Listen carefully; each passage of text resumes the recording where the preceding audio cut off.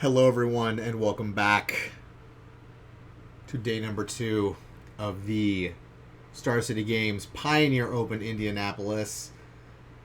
Top 8 included. Let's get into it. I'm ready to see what's up. Looks like we got, Demir Inverter versus Demir Inverter. Round 10. Let's do it. Let's go. We got, what, turn 1 Thoughtseize? Okay. What are we taking? Ooh, that inverter looks juicy. I think you're taking, what, inverter here? Maybe Mystical Dispute.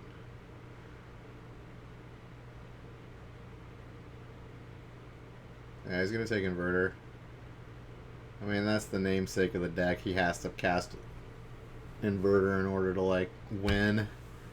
At least via that means. Now, there's no really other way for this deck to win. I mean, it can still win by just milling itself down and then having Jace. I guess that's still a thing.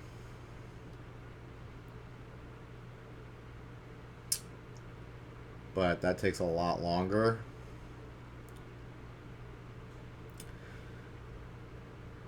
Yeah, that'd be funny. You could make like a...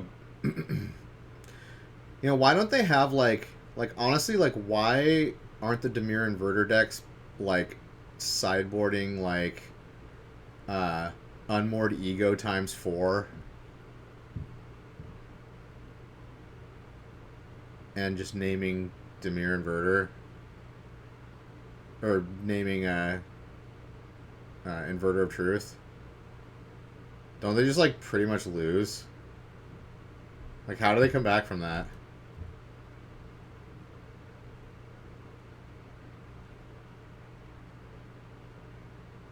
And there's no surgical extraction, unfortunately, so you can't do that. But you can definitely Unmoored Ego. And that's like a turn before you can play Inverter, so... Seems like a good sideboard card to me. Since it's 18% of the format, or more.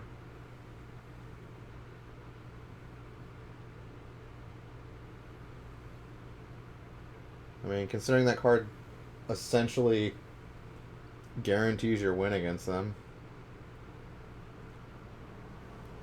And you can mulligan down for it.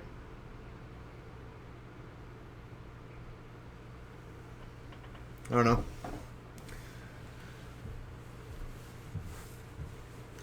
I guess in a big tournament,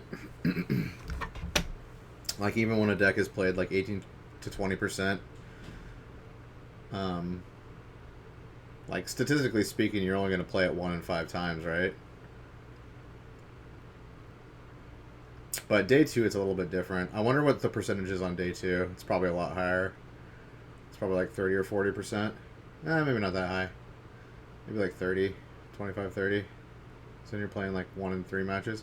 So you like expect to play it like maybe 3 or 4 times on average. If you make day 2 and play till the end. Maybe 5 times, 4.5 times or something like that. Now, is that good enough? Is that enough times to have 4 Unmoored Egos in your sideboard? Because that card's pretty garbage against every other matchup, so... Actually, not against Lotus Breach. You got Lotus Breach, too. You take out their, the red card that lets them escape and do their combo. You Unmoored Ego that, and they're fucked, aren't they? I'm pretty sure. Oh, wait, does Unmoored Ego not target creatures? It might not target creatures. That might be why. I'm going to look it up real quick.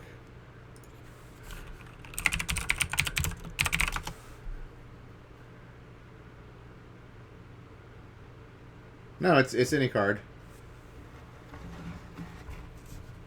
Yeah, choose a card, aim, search their graveyard, hand, library, and exile them. Seems good. Seems like a really good sideboard choice to me. I don't know why people aren't doing it. That's bizarre. I'd fucking slap 4 of those in my sideboard. Shit, I would almost do it as the Lotus Lotus Breach deck. Or they can't really produce black mana, can they?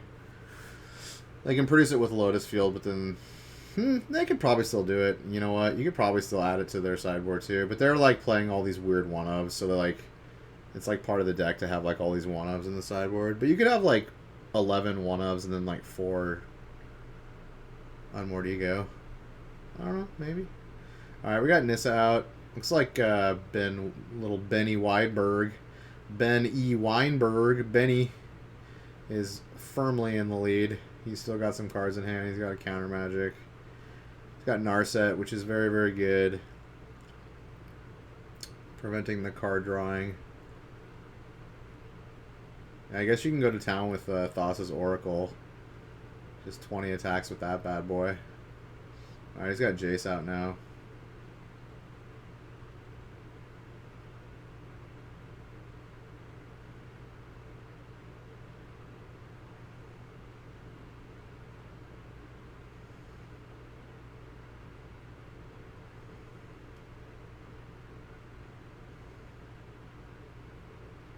Oh, the counter. Oh, the double counter. Let's go.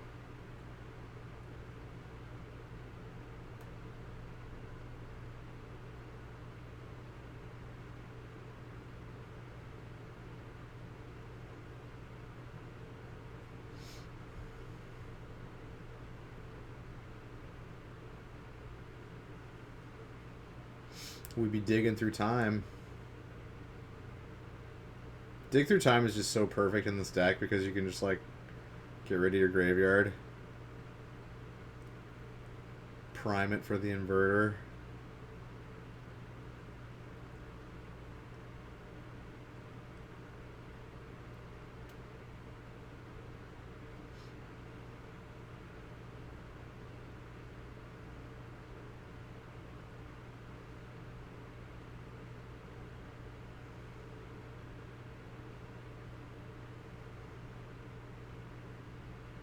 Alright, looks like he grabbed Inverter and Jace. Looking pretty good to win. His opponent's hellbent.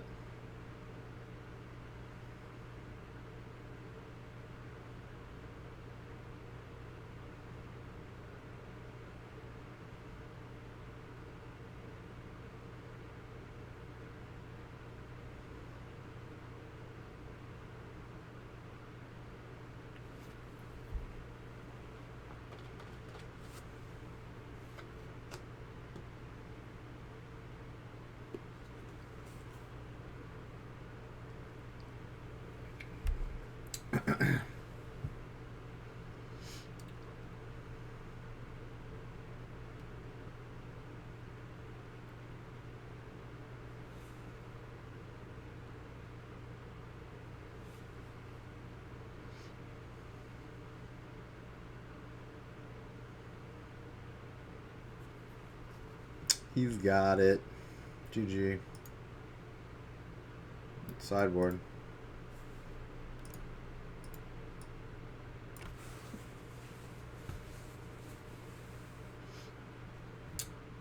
Yeah, they don't have any. Alright, so sideboard. Hero's Downfall ×2 is going to come in to kill the Planeswalkers. Another Narset's good.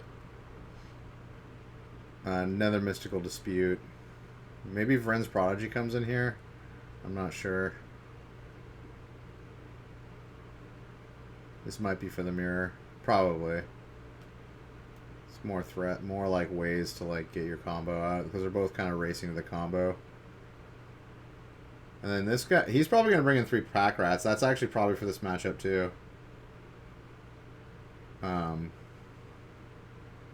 2 Vren's Prodigies. 1 Negate.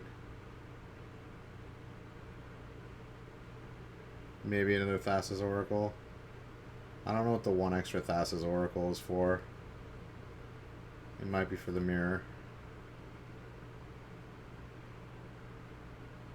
Yeah. So he's going to definitely try to win off like Pack Rat and just like smashing his face.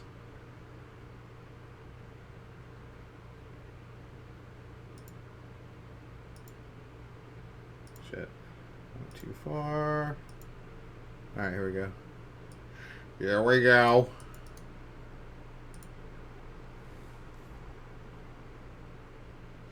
Yeah, he brought in he brought in the Vrens Prodigies. I figured he would. Ooh, Pack Rat. Let's go. Better get rid of that Pack Rat before he makes another one. Okay, he's got the removal.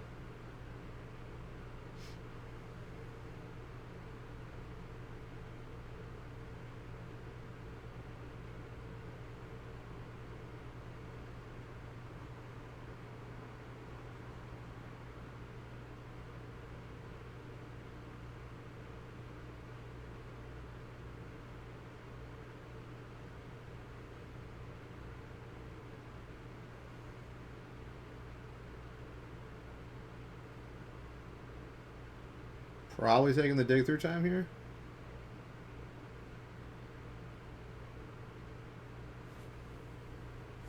Since he's got nothing in his hand except for a Mystical Dispute.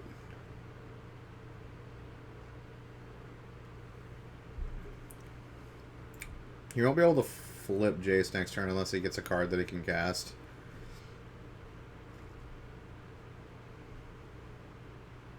Yeah, he's taking dig through time. If he can cast a card, it'll be Fabled Passage, the card cast, and then Jace's ability, and he can flip Jace next turn, but that's only if he draws like an Opt or something.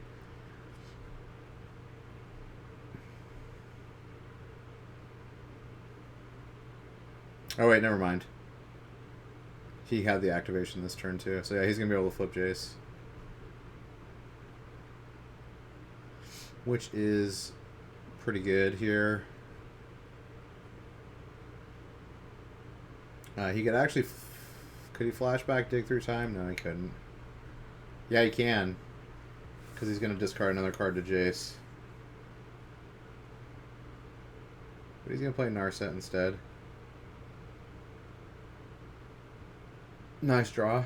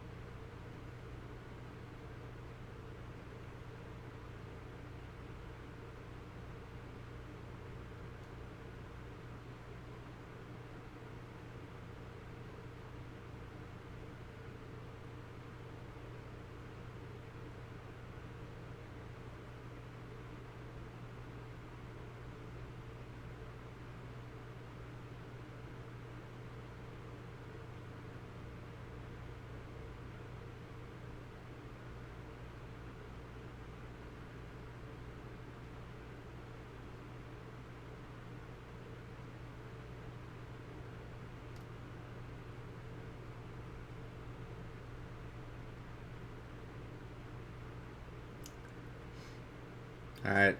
He's got Narset and Jace, Telepath Unbound. Not a super good spot for the other player. Ooh. I mean, that was his last card anyway, right? Or no, maybe he has another card in hand. Ooh, Jace. I think you have to take the Jace here, obviously. If he gets 3 Planeswalkers in play, I don't see him coming back from that.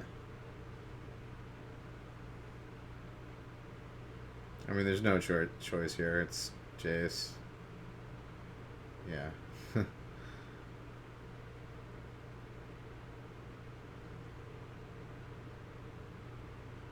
Now I can dig through time. And get another card from Narset.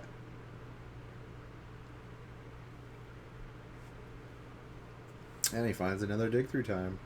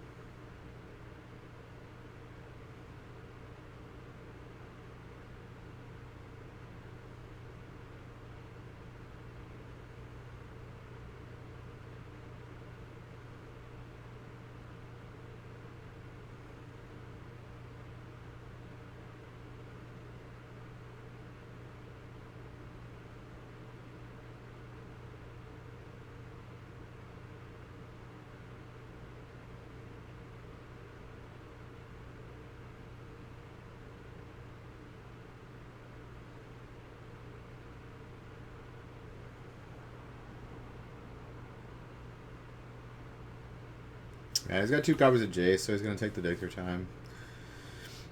Typically, you're always going to take the single copy card versus a duplicate card in their hand. It's typically all hand destruction. You're going to do that. Unless it's something like essential. Like if it's like you have to take care of both of those threats or something. Like if it was like 2 Titans or something like that in like a Titan deck or something like that. I don't know. There are situations where you want to take like a double copy, but usually you're taking the single copy. Because you want to hinder them immediately, not like on some future turn.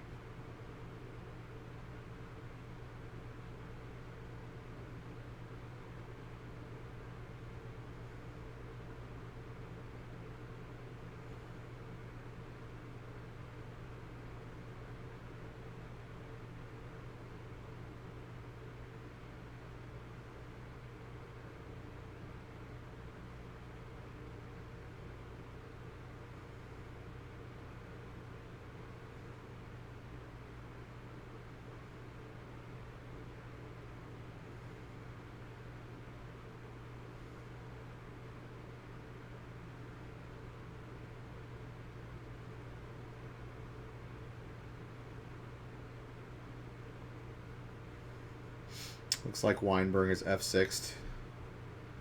Very F6'd.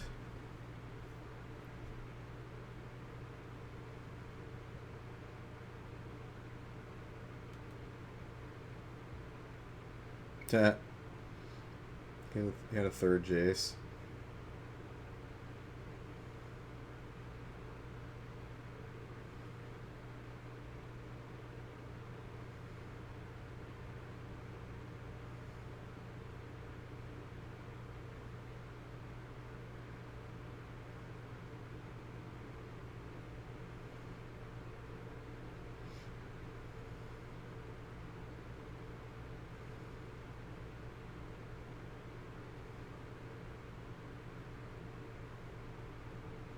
That was Hero's downfall. That's actually what he wanted. He needs to get rid of that Narset. Narset is preventing him from drawing an extra card every turn.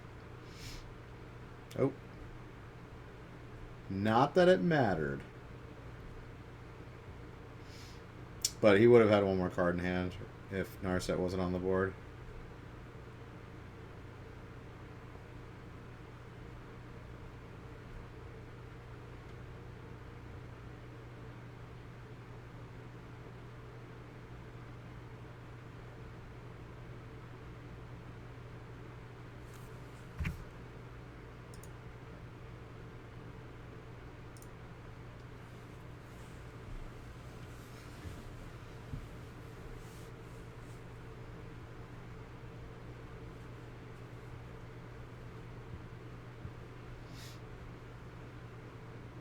Haha, my own Narset. Oh, and he whiffs. Feels bad. I don't think I've ever whiffed on Narset before.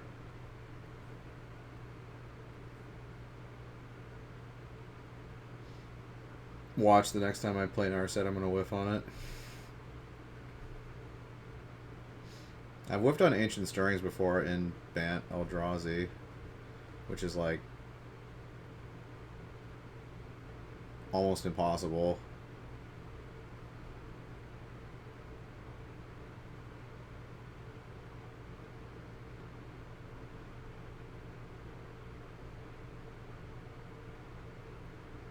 It's like I have to hit no creatures, no lands, no artifacts.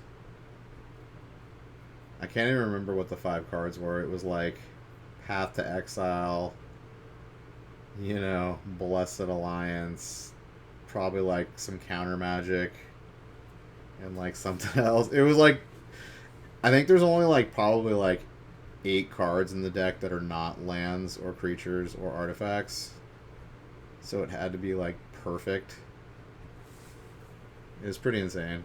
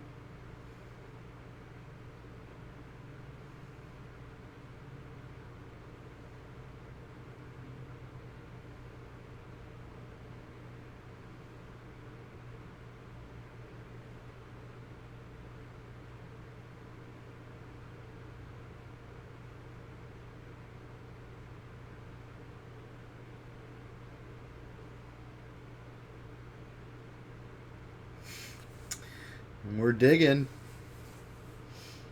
I guess he just didn't draw inverter. Like, this deck needs to draw inverter, or it just dirtles so much.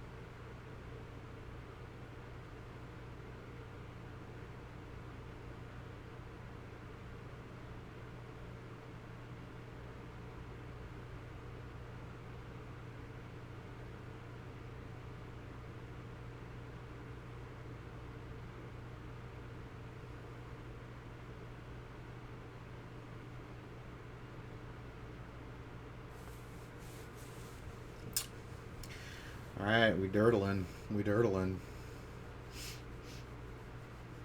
Find some Thoughtseize.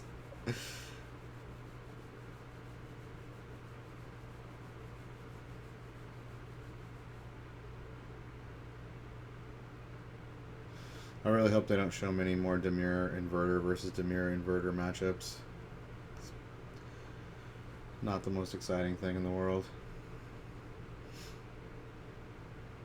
They have like no win conditions. Except for Demir Inverter. At least Weinberg has 3 pack rats. Peter's version has nothing in the sideboard. It has no extra win conditions. I swear, Unmoored Ego. If someone brought Demir Inverter with 4 Unmoored Ego in the sideboard, they'd fucking top 8. I guarantee. I guarantee.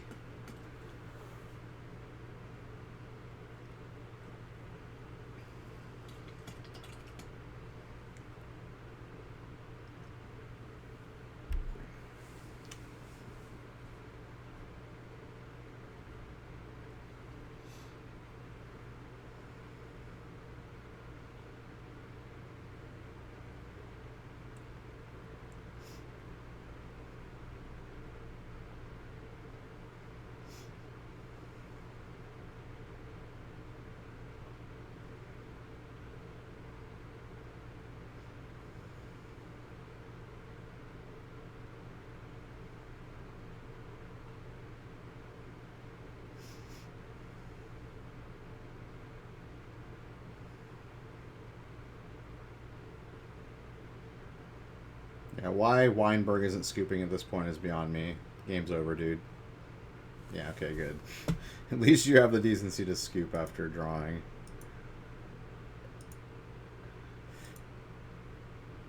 Alright, game 3. What do we got? I'm going to go a little bit into the game because it's like we got some hand destruction. A lot of hand destruction. And that's about it. Oh, we have a pack rat that got... No, the pack rat got Thoughtseized away. It would appear.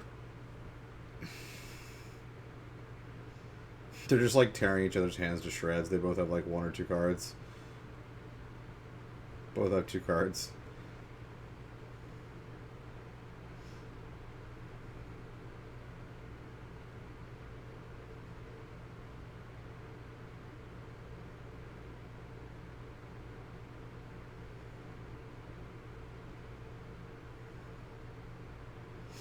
We have a baby Jace. Bubba.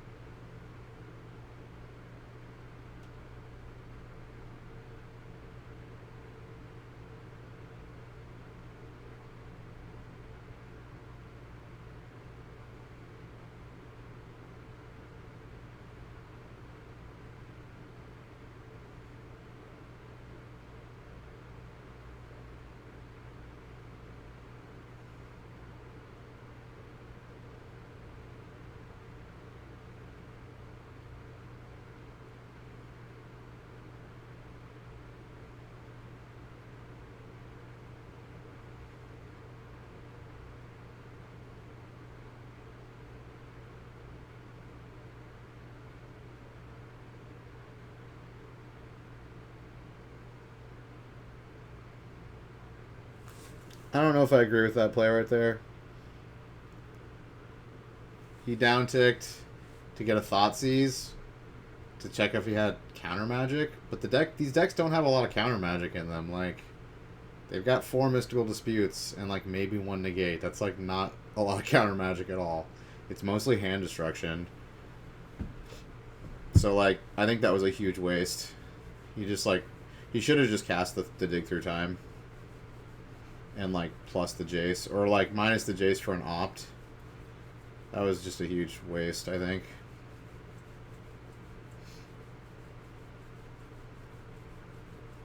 But he definitely should have Dig Through Time first, and then he could have decided what he wanted to do with Jace.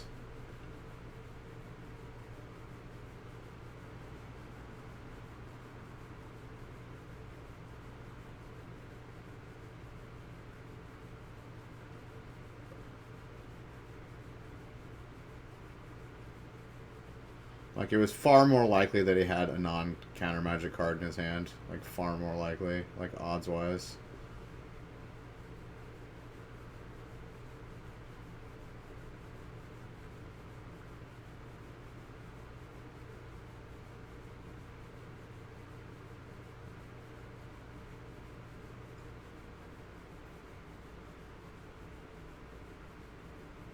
I mean, you Dimir Inverter here, yeah, for sure.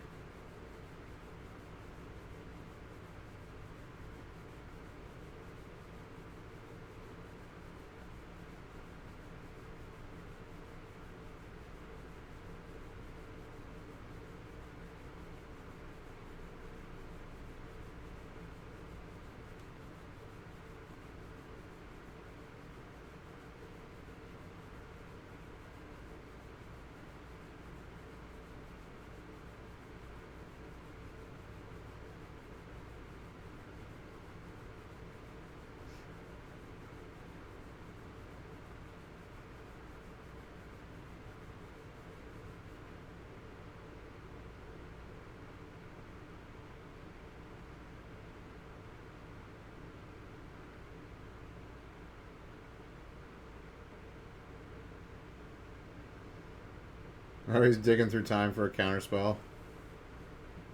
Well, I guess 7 cards, he's got a decent chance. But he's down 1 Mystical Dispute, so he's got, what, 3 Mystical Disputes in there? Actually, I don't even know if... I think he's only playing 3 sideboards, so... There's 2 Mystical Disputes left in the deck.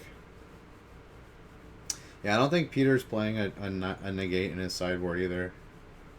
So really, he's only got access to, like, 3 counterspells.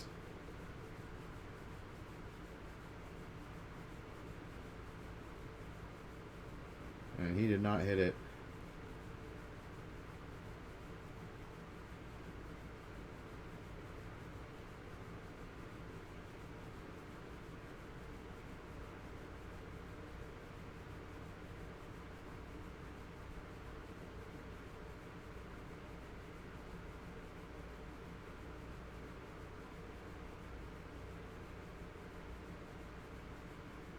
Wait, can you kill the Thassa's Oracle in response to the trigger? No, because it's an ETB. The effect goes off, right? You still win even if you remove the creature, right? I'm pretty sure.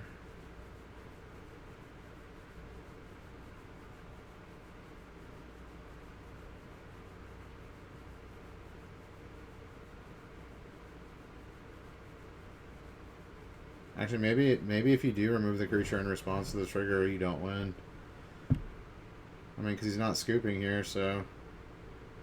Okay. Send that pack rat. Pack rat. Oh, you can just kill him with damage. Inverter pack rat.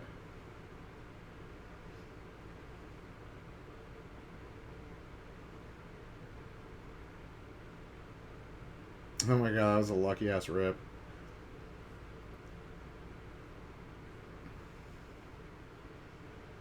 His last hero's downfall.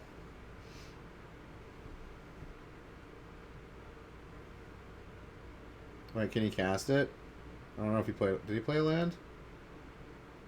Oh, I guess he didn't.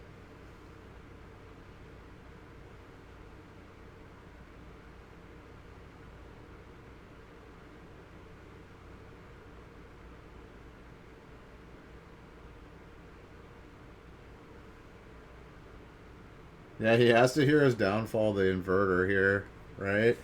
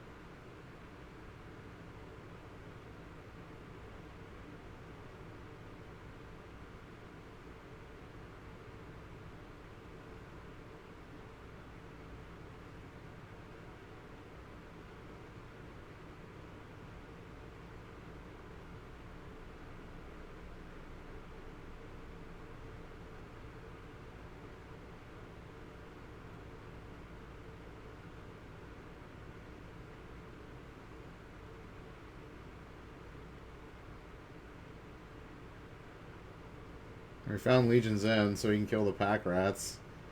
But his last draw is Jace, so he still has to get rid of Jace, too.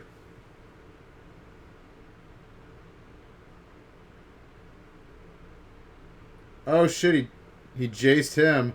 Oh, dude, Peter Ingram, you're so lucky, bro. So lucky. He lucked out pretty hard that game. He got his... He hit one of his two heroes' downfalls off the dig through time, which he had to hit that or one. He had like 3 outs on that dig through time, and then he hits his last hero's downfall off of, which he had to get hero's downfall. Like no other card would have won, or would have gotten it, would have made him not lose. Off of Narset. Which he top decked Narset, I believe. So, like, he got real lucky there. But, I mean, you gotta run hot to get top 8s. Alright, what do we got? Soul Titularian versus Azorius Spirits. Nice! Something different. We actually haven't seen this matchup yet, so this is gonna be cool. Alright, looks like Spirits was on the play. They played Mausoleum Wanderer, then Mausoleum Wanderer, then Jace Wren's on turn 2 for Sultai. Looks like he doesn't have two. He only has blue land. Oh, he's only playing Azorius. Okay, he's not playing Coco. That's interesting. That's real interesting. We'll see how it goes. I mean, Azorius Spirits was a deck in Modern too, but that's because you have Ether Vial. You're basically trading like Hierarch and Coco for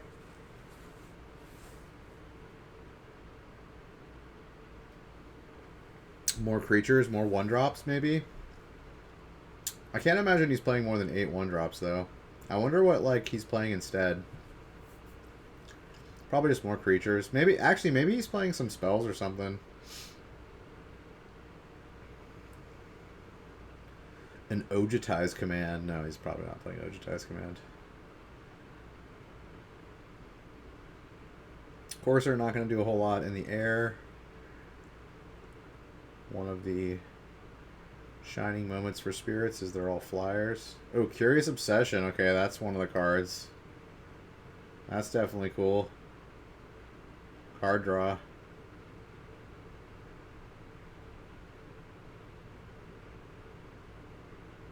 Still hasn't found a land, though. White land.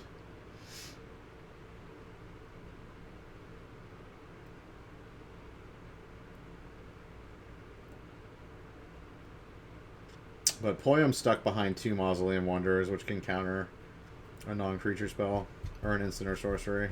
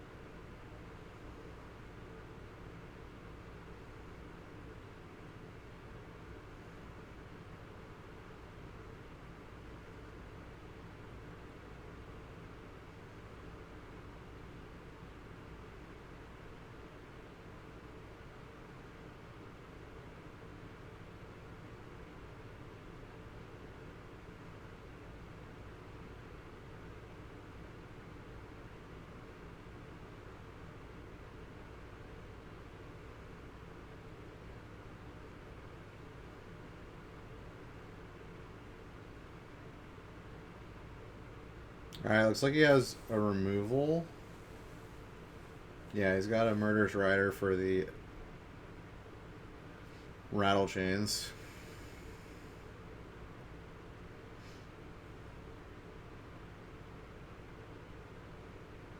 Ooh, I wonder if he's playing Dive Down in this deck.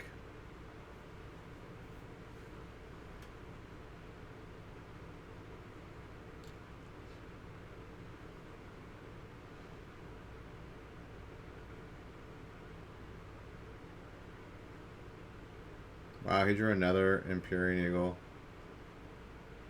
Feels bad. Yeah, I kind of like sacking both Wanderers there. I don't know.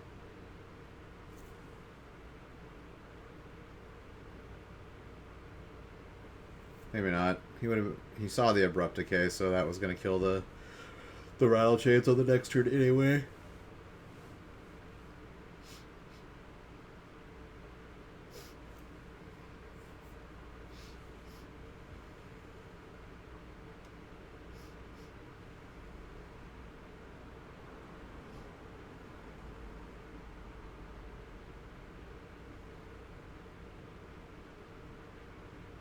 The life gain isn't nothing either. He's gained like 3 life off Courser. That's actually really good.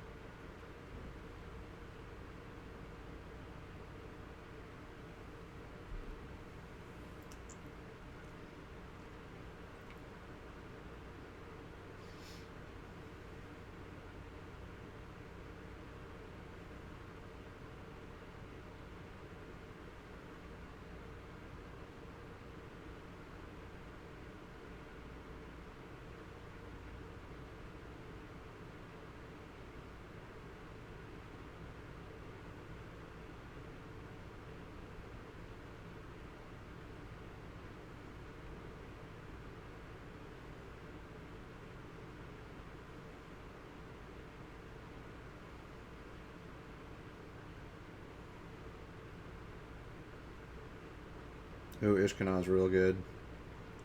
If he plays Ishkanah, he might just stabilize here. He probably will. The thing's got reach, and it makes 3 Spiderlings with reach.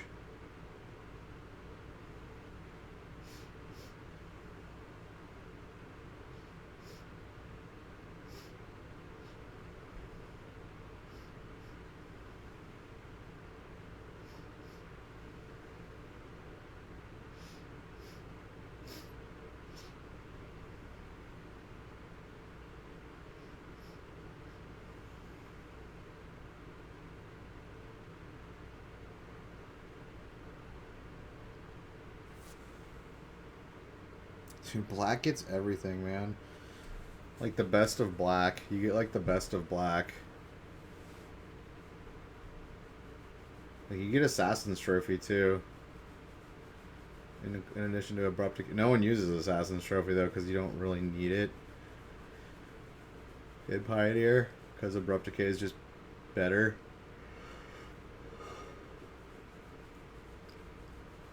But it's there if they ever need it. They got like by far the best removal.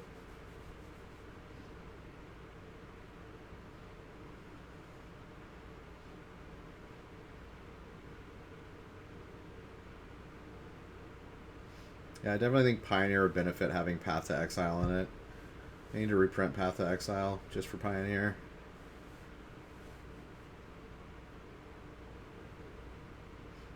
They're probably going to make like a Pioneer set. Pioneer Masters set. Guaranteed. Watch. You watch. This year, there's going to be a Pioneer Masters set. I guarantee it. And they're probably going to put like Path to Exile in it or some shit.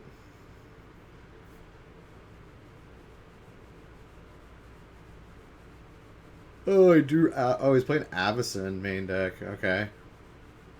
Archangel Avacyn. I kind of like that. Although she does cost 5. I don't know how much. It's probably only like a 1 of. Yeah, he got really unlucky. He drew like all of his white creatures. He drew 2. What is that? Empyrean Eagle, Archangel, Empyrean Eagle. Or Empyrean, Archangel.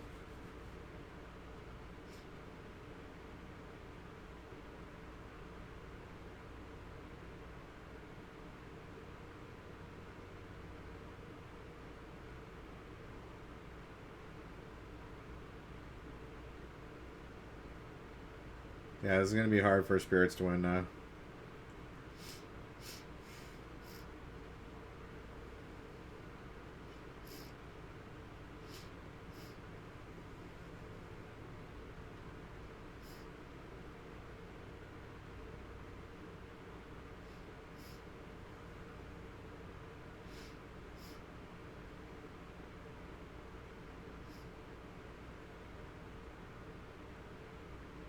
Alright, he found his land finally. Oh, he's going to pass? Really?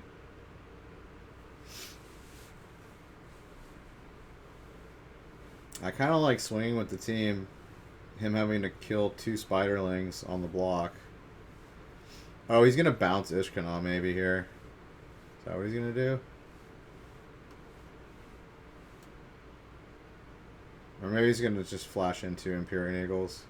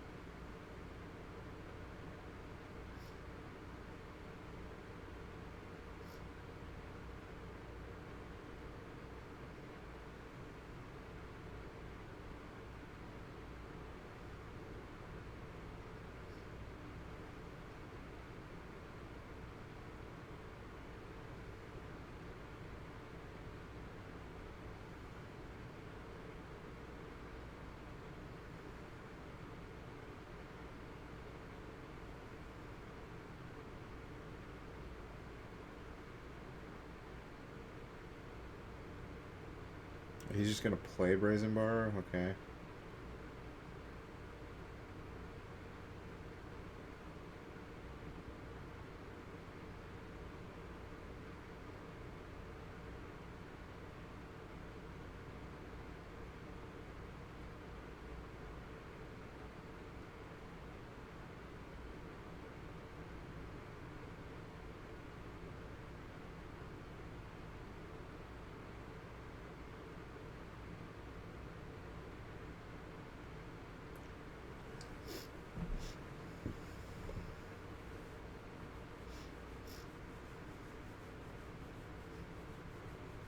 Eat to extinction.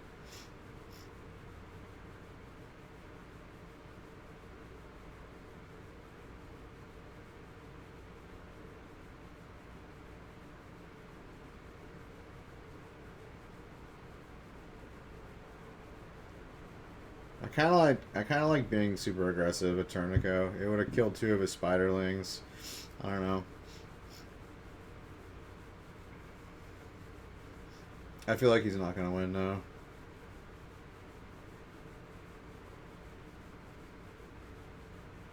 And he keeps gaining a life every turn.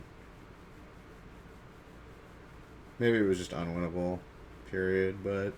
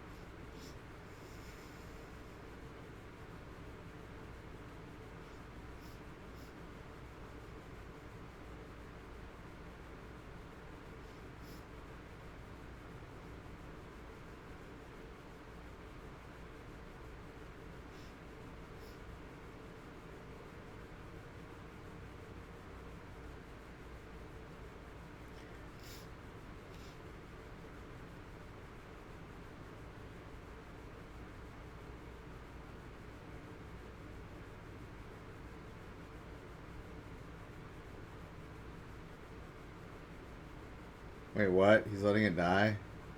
He's not gonna flash in Imperial Eagle? Okay, this guy's making all kinds of fucking players. Yeah, bro, you fucked up hard. I think you should have been much more aggressive than he was being, too. Yeah, this is over. I'm not gonna watch this. You fucked up, buddy. Wait, what the fuck?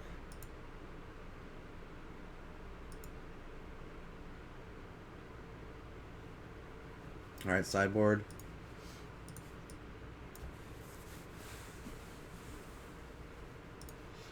Are Mystical Disputes coming in here? I feel like Mystical Dispute's not that good for Sultai Delirium because they're primarily black-green. Okay, he's playing 2 Unmoored Egos. That's kind of cool. I feel like if you're going to play Unmoored Ego, you should play 4 of them, though. Ooh, Teferi Time Raveler. Is that good here? It's alright. Declaration in Stone, that exiles all creatures of the same type, and they get to make a clue for each one, I believe. Spirit of the Labyrinth. I forgot what that card does. Settle the Wreckage, Damping, Disdainful, Remorseful. He's probably going to bring in Disdainful Stroke. None of this seems that good against Delirium. Delirium's kind of like just this grindy thing. Maybe Declaration in Stone.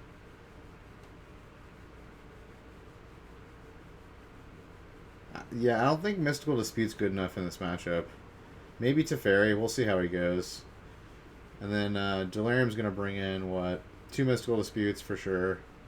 Hostage Taker seems decent. Another Abrupt Decay. Agonizing Remorse. Did we see what... Oh, that's the Hand Destruction. Yeah, he'll probably bring that in, too. Just any way to, like, 1-for-1 him. Get his, Oh, shit.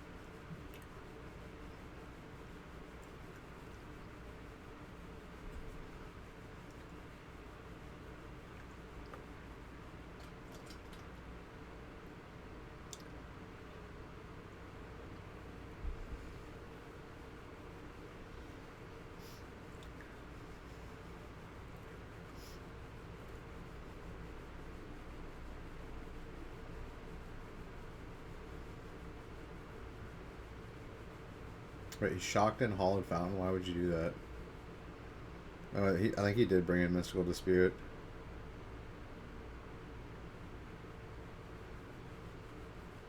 Yeah, like Vren's Prodigy is like the only thing you can counter, really. Like, what else is blue in the deck? Uro, you can counter Uro, but that's like...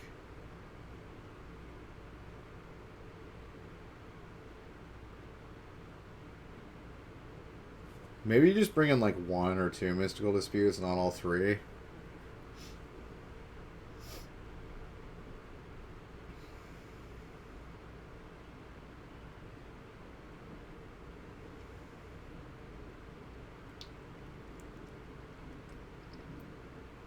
Because he already just like missed his chance to use it. Like the one blue card he had is already out. Okay, he's playing Uro, so you should dispute this. Yeah, okay.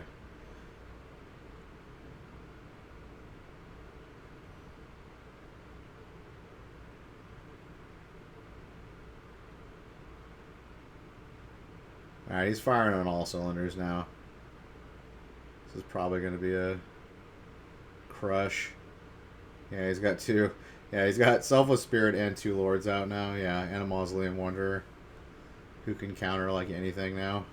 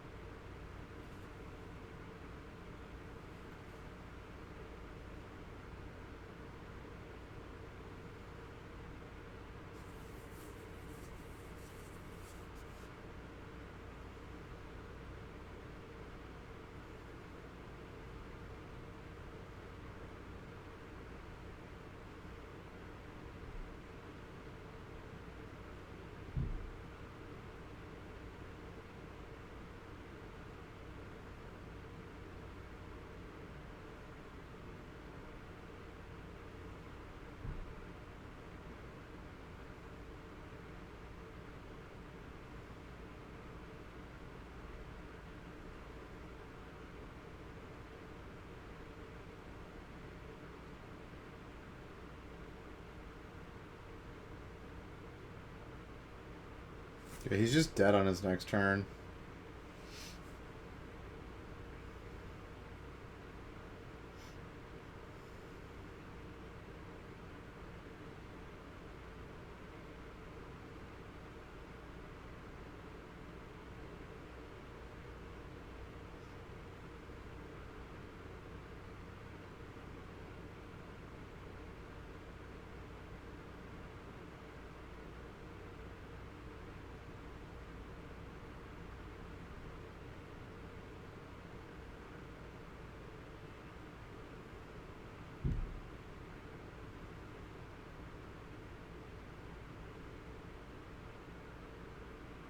Yeah, it's 13 damage. He had enough without the Curious Obsession.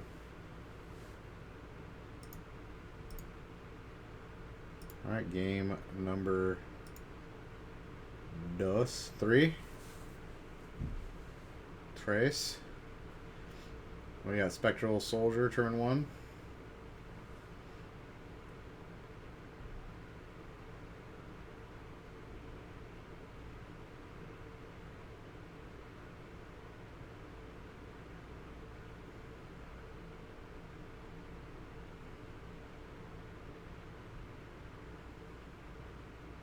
Doesn't have a Lord. It's good for Sultai. Maybe he's got Spell Queller in hand, though. Ooh, Sultai Charms he brought in. I don't remember what Sultai Charm does.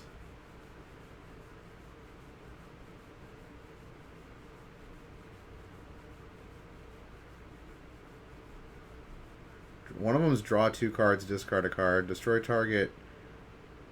Is it artifact or an enchantment? And then destroy target tapped creature? Is that it? Yeah, I don't think I've ever used Sultai Charm before.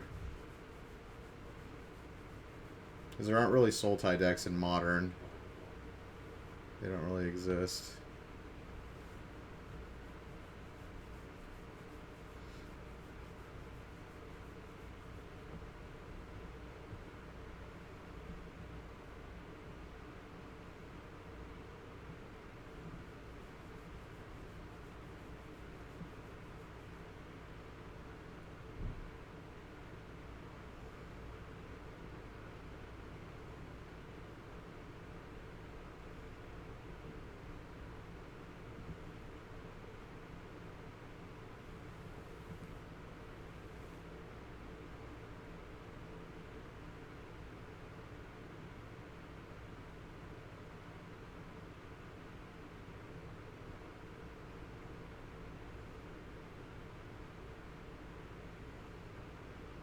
Oh, he's got Spell Pierce main deck.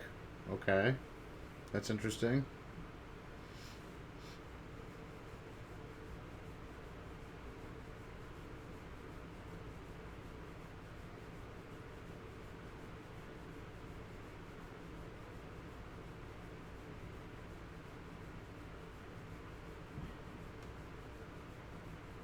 I kind of feel like he should have attacked with Mutavault too. Oh no, I guess he can't. The Courser.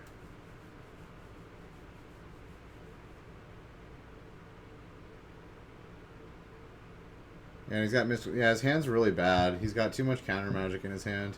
If he were being more proactive now, he'd be winning hard. Yeah, this is why I don't like boarding in Mystical Dispute.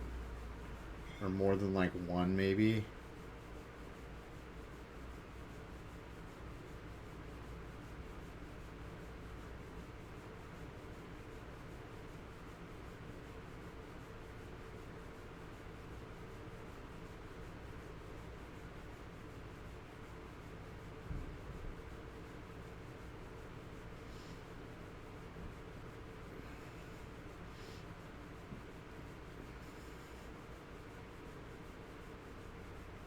Yeah, and that was a misplay too. He drew a card.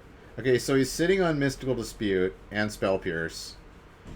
And he knows he has a Sultai Charm in hand because of the Courser of Crufix. But he chooses to draw a card? Like, what? This guy's making all kinds of play errors. Like, why even have the counter magic if you're not going to use it?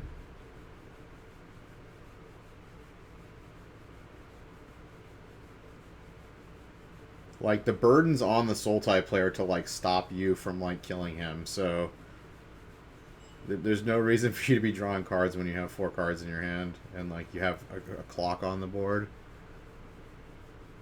Like, a reasonably fast clock.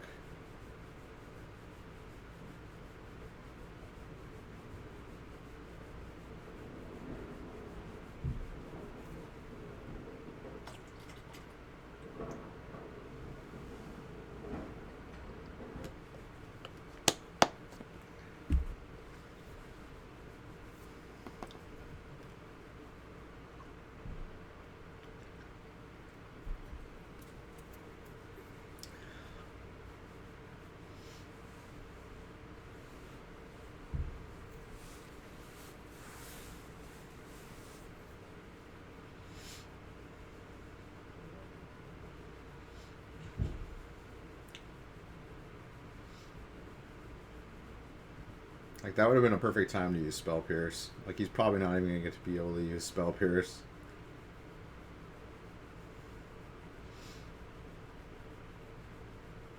Wait, is the Remorseful Cleric, is that the one where you, when you play...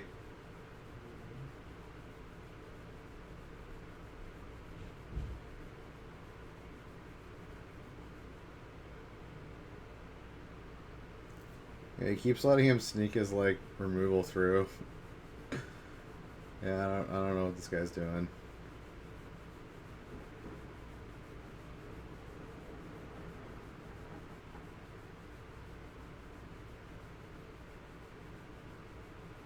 Wait, does Remorseful Cleric give you... What does that card do?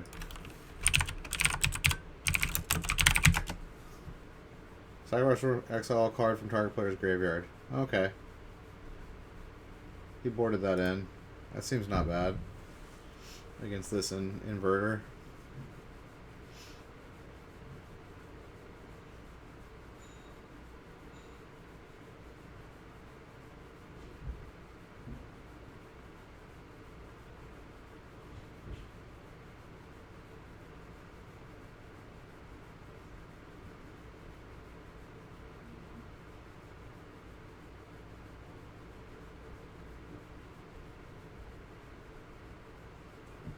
What's up, Bunny?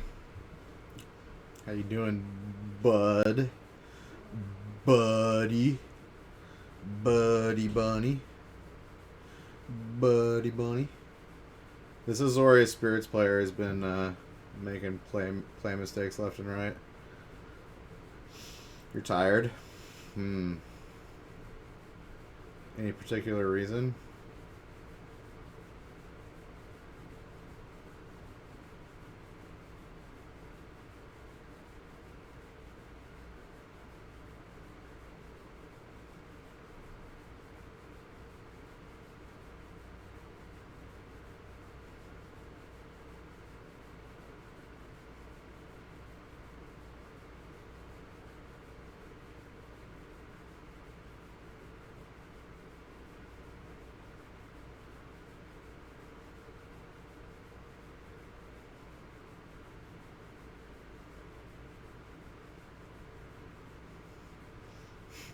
He like held back on all these counter magic, and now he can't use any of them because he like long day, nothing else for sure.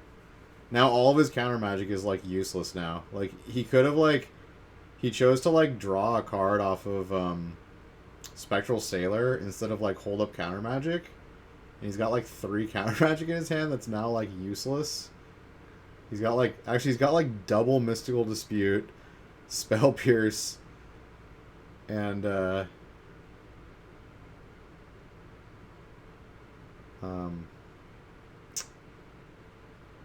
Disdainful Stroke. And like 3 of those are useless now because he's got so much lands in play now. Yeah, this guy just isn't playing optimally. And he's probably going to lose this game because of it.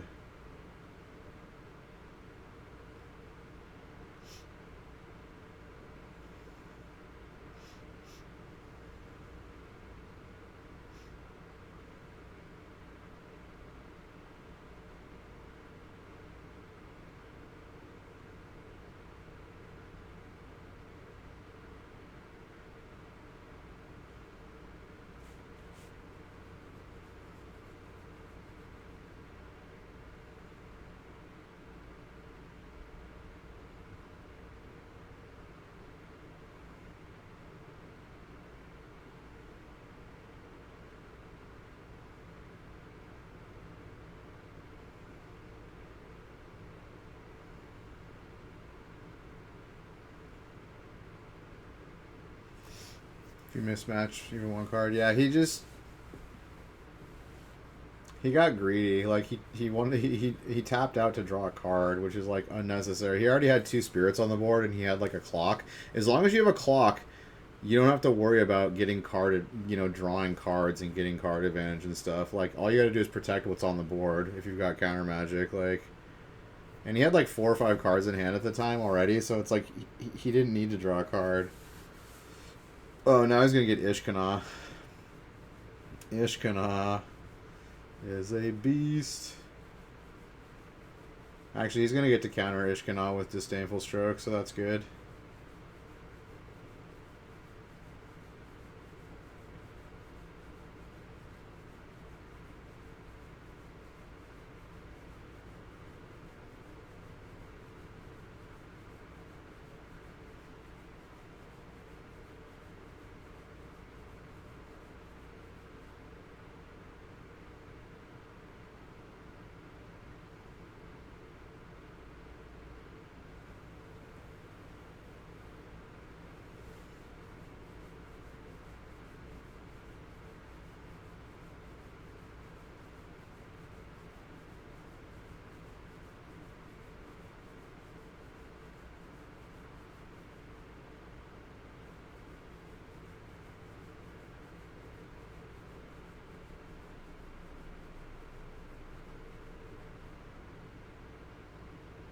Okay, there was absolutely no reason he needed to play another Mystical Dispute. He should have just paid 3 mana.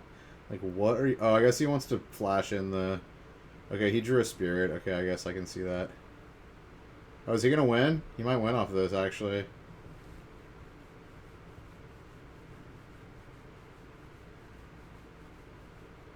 Dude, you didn't fly... My God, what are you doing, bro? What are you doing? Oh wait, that was Nebelgast Herald. Never mind. Oh no, it was Mausoleum Wanderer. Never mind. I thought it was Rattle Chains. He just drew Rattle Chains. Okay. I think he's gonna win though.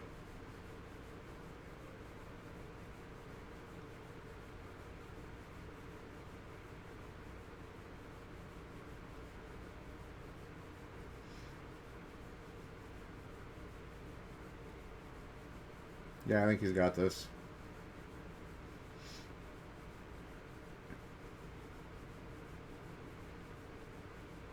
Yeah, he's got the Rattle Chains to protect against the Abrupt Decay. Yeah, this is over.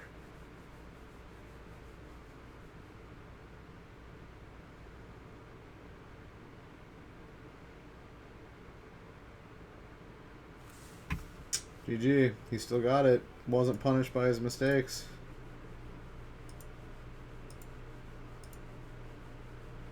Alright, what do we got? Dimir Inverter versus Azorius Control.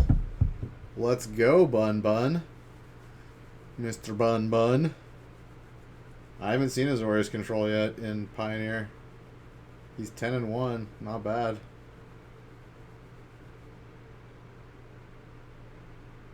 You can tell this guy likes to play control. I love seeing the people that love to play control, like, play it when it's not, like, a meta call. I always dig that.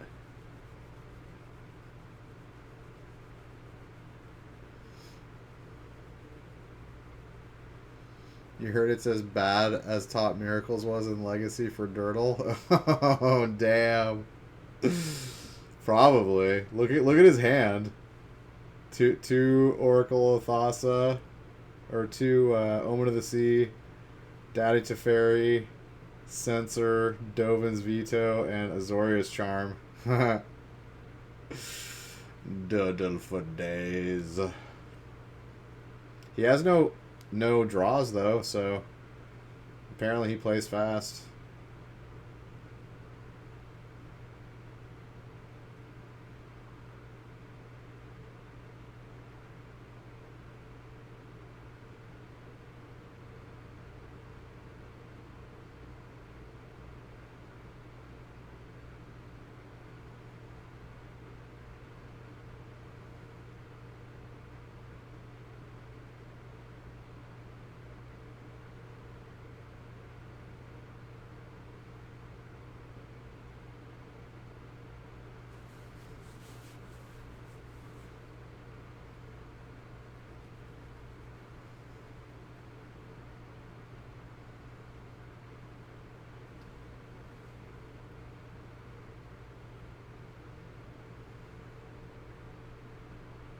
Ooh, Gideon's. Does it win with Gideon?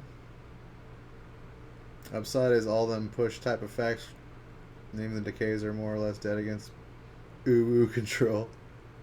Yeah. That's true. But he's playing Gideon in the trials. Boom, that's another meta call for Dimir Inverter. You gotta kill my Gideon. You can abrupt decay the Gideon of trials though. And he probably is playing 3-drop to fairies. Abrupt Decay is just straight up good. Like, it's just straight up good. Like, I'm sure it's going to be, like, a hardcore staple of Pioneer for a long time.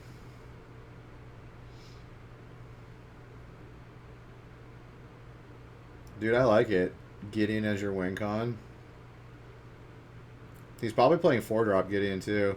Like, honestly, those are, like, the strongest white cards that white has, is 3 and 4-drop Gideon. If you're counting just solid white cards.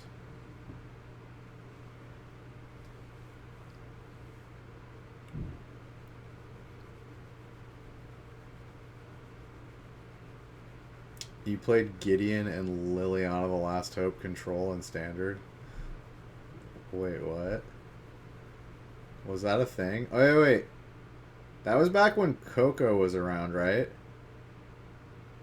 Yeah, it was the Orzhov. It was the Orzhov, like, mid-range control deck, right? Yeah, that deck was, like, the counter to, like, Coco. Like, that was a strong deck against Coco. Oh, you played blue in it, too? Wasn't there just, like, a black-white version of it that played a bunch of Planeswalkers and, like, just value, and it just, like, had a bunch of removal and just, like, dealt with Coco? Yeah. I remember losing to that deck at the Grand Prix. Like, twice. I played that deck twice, and it was, like, the worst matchup for Coco. And I was playing Coco. I went 10-5, though. That was pretty cool. That was only, like, my first or second GP I ever played in.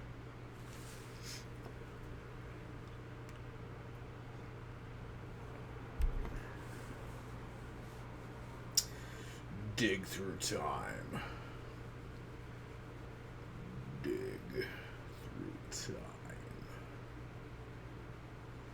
We must dig through time, Bunny.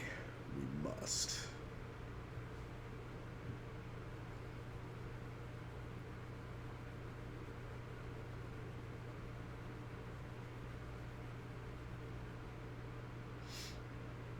Now, I was saying earlier that they're probably going to put out a Pioneer Masters set this year. Like, I guarantee they are.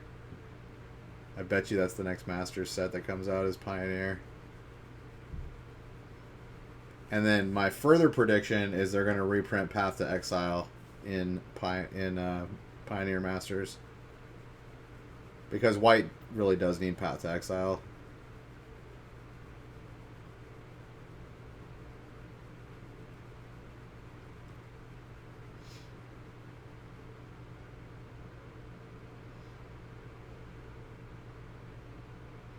Standard is dead. They could just print anything in a normal set.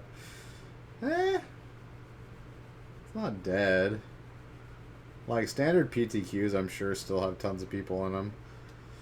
It's just Friday Night Magic. People, at least in my area, people don't play standard on Friday Night Magic because you have all these awesome choices.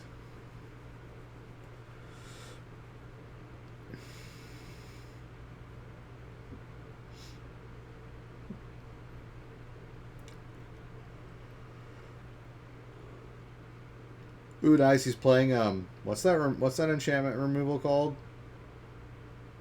It gets like a 3-dropper smaller, right?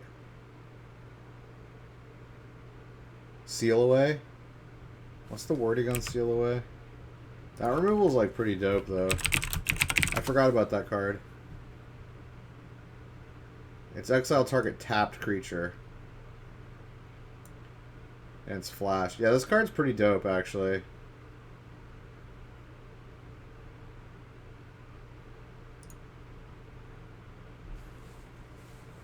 That's actually pretty good removal. I mean, it's not as good as Path to Exile, but it's pretty good. Stasis Snare, yeah.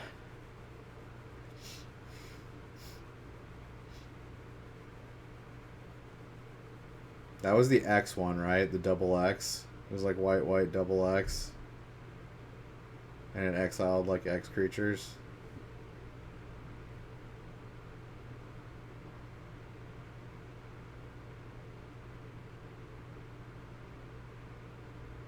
So it was like 4 mana. Oh, that's the other one. What's Stasis Snare?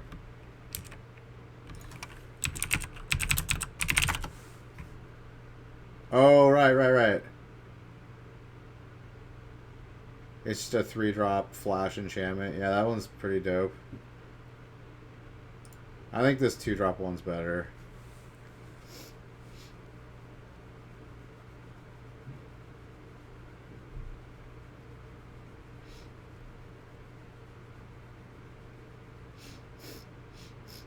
Oh, it's called,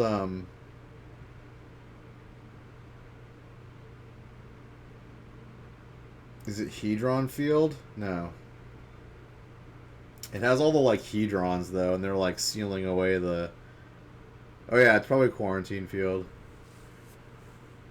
I knew it was something Field. Yeah, they were, like, sealing all the Eldrazi away with Hedrons. Hedrons.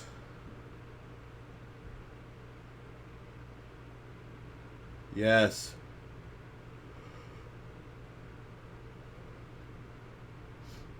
Suspicious Sabotage? Or what's that card called?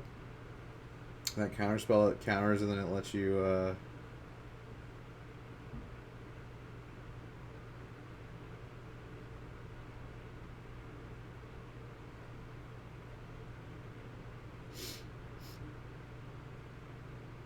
then it lets you look at the top card and put it in your graveyard or put it on the top. I forgot what that effect is called too.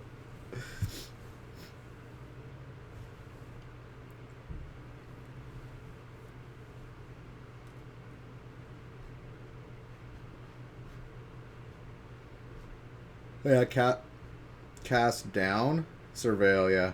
Isn't it cast down? Or is it cast out? That's the one that's any permanent, right? Or any non-land permanent.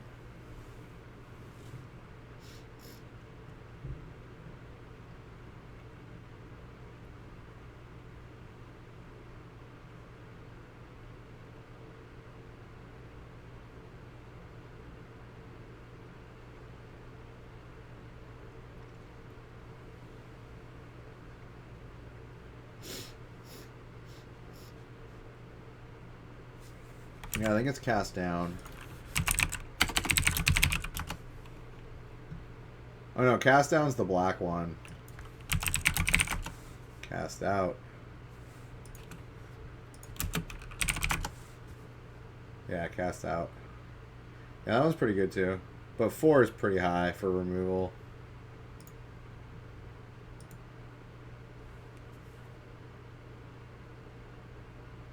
Alright, we got Jace, the mystery wielder.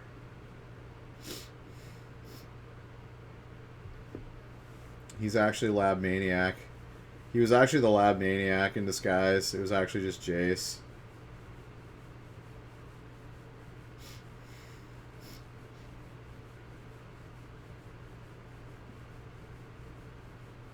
I think Seal Away is pretty good.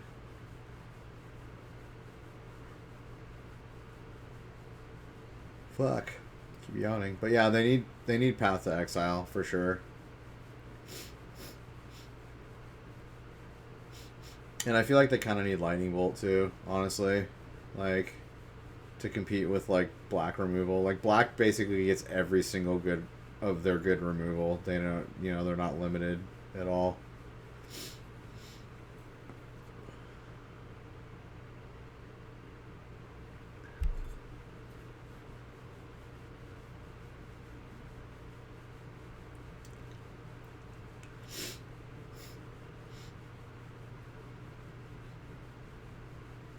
And I don't think Lightning Bolt would break anything. It's still not as good as Fatal Push or Path to Exile.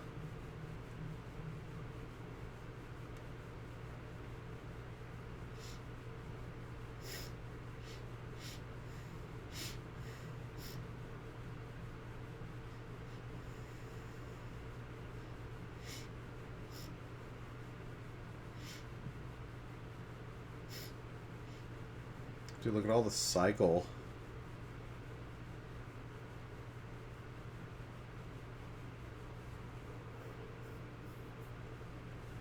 Inquisition is the only good black interaction that's missing? Yeah, pretty much.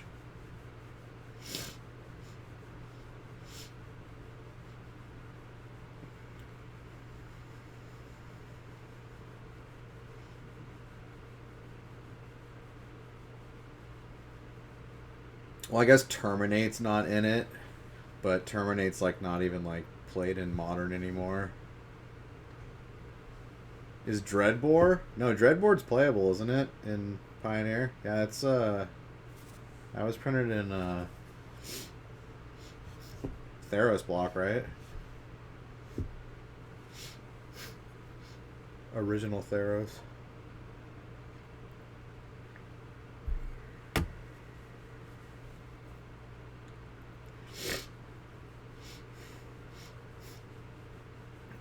Yeah, and you get Kolagons. You get everything, yeah. They have, like, everything.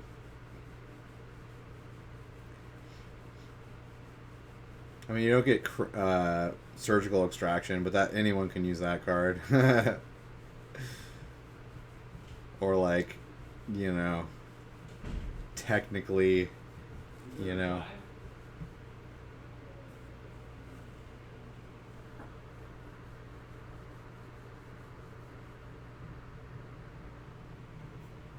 Alright, sideboard.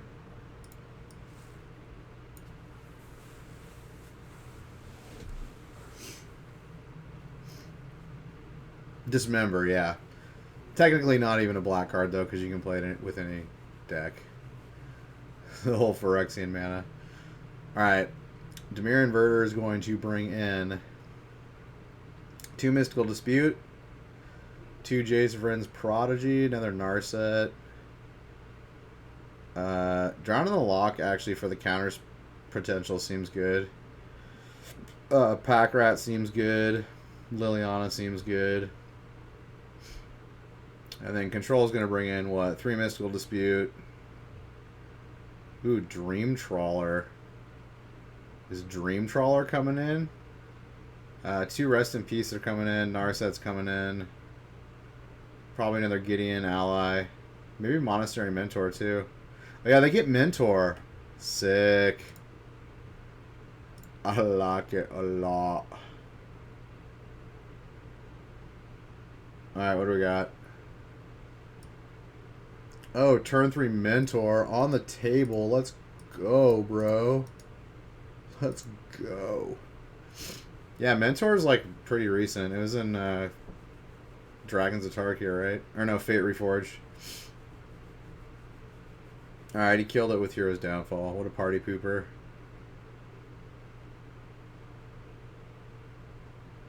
Oh, boom. Second Hero's Downfall, bro.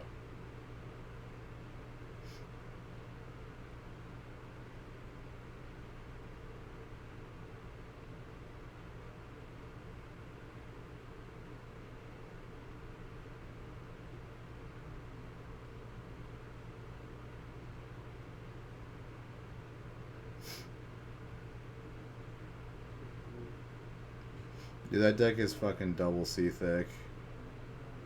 It's like double sleeved with like... No, it's triple sleeved. It's got the like bigger outer sleeves too, yeah. It's the trip sleeved.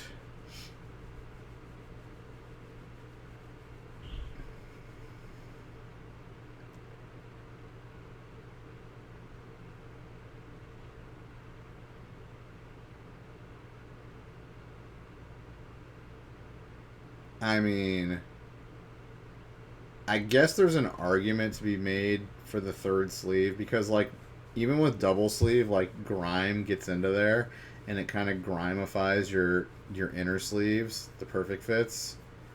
But if you have that third layer, like, you won't ever have to replace the perfect fits. It's actually, like, not a bad idea, but I won't do it. I'd rather just replace my inner ones, you know, every, like, few years. But if you don't ever want to touch your cards, like I'm sure if your perfect fits will stay in perfect condition if you triple sleeve.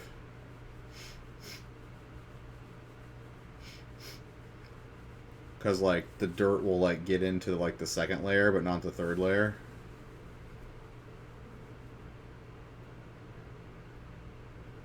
Yeah, if it fits deck boxes, yeah, I don't know about that. You might have to have some custom box.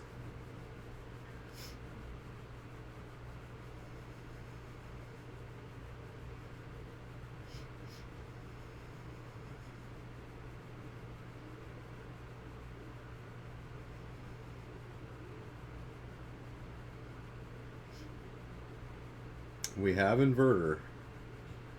Countered. Sinister Sabotage. You've been sabotaged. He's like, I'm going to dig through time myself. What do you think about that?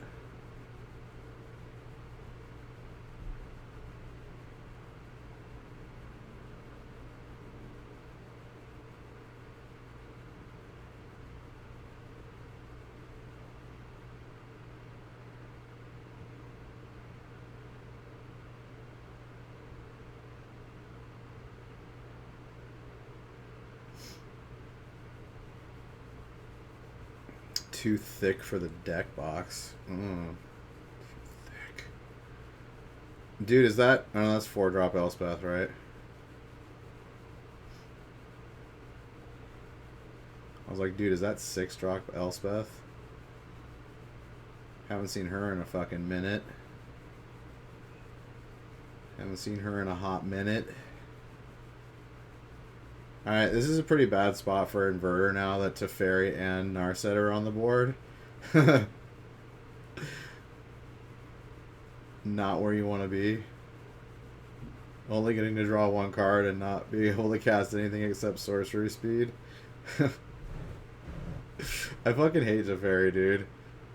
Oh, he's got the Pack Rat. Oh, countered. Fucking countered. Hard cast countered with Mystical Dispute. Let's go. Oh, and he could have played the mana, too. Bet you're feeling dumb about that one, aren't you, Collins? Mr. Collins Mullen.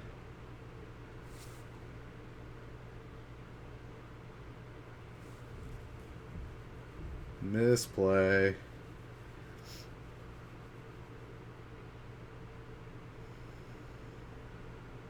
Or maybe it was a ruse. A ruse so he could get out dig through time? Nice. I like it.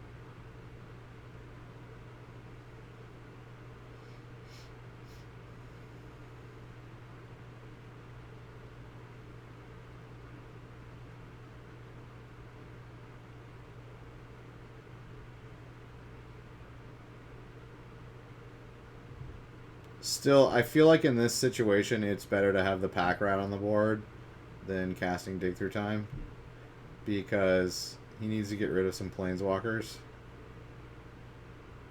and he's already used like 2 heroes downfalls. Probably only has 1 left in the deck.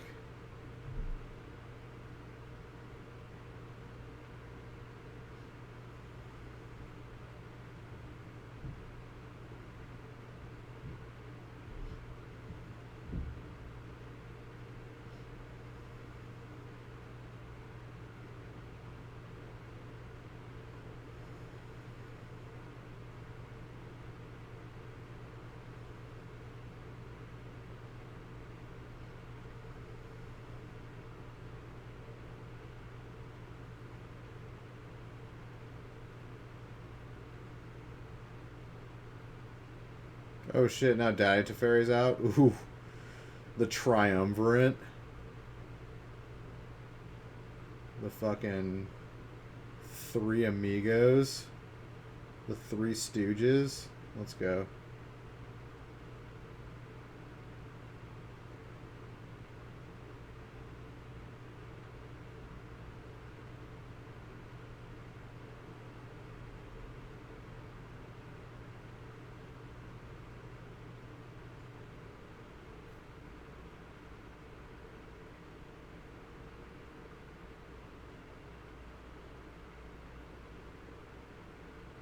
Alright, he got an Narset of his own.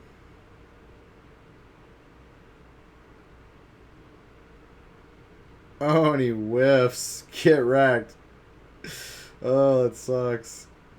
That sucks. I was saying earlier how I hadn't ever whiffed on a Narset, and I've been playing Breach Moon a lot lately. Of course, I think I only have 1 or 2 Narsets in there. I don't have, like...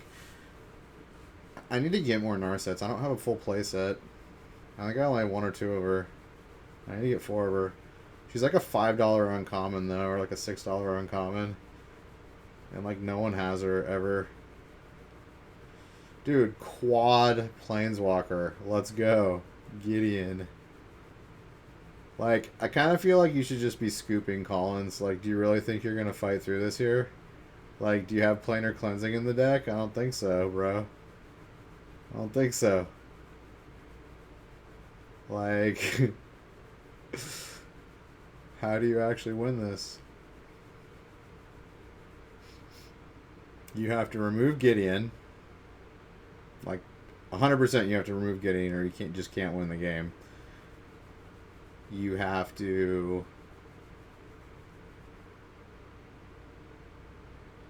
basically win on your turn. You can't, like, pass because he can tuck anything you put out. Like Jace or whatever.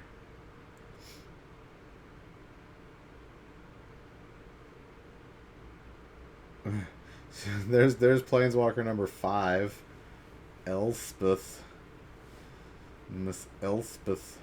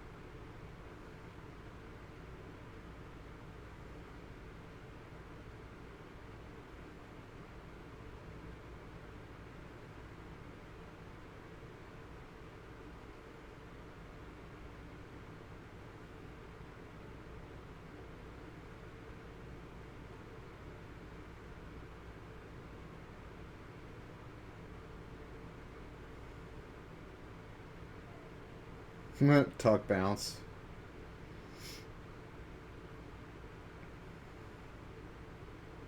Yes, get in there with Gideon. Take 5.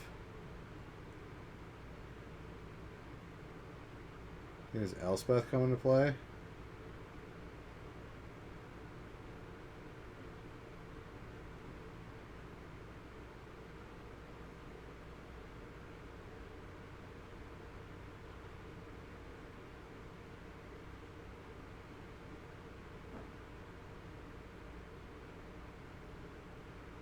We're desperate dig through time in here. The desperation dig. Honestly, Colin should be scooping right now.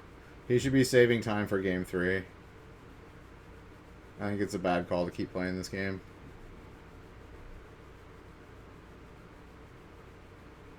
I'm like, the fuck? If I've got 0 board against, like, 2 or 3 planeswalkers, yeah, I'm conceding every time.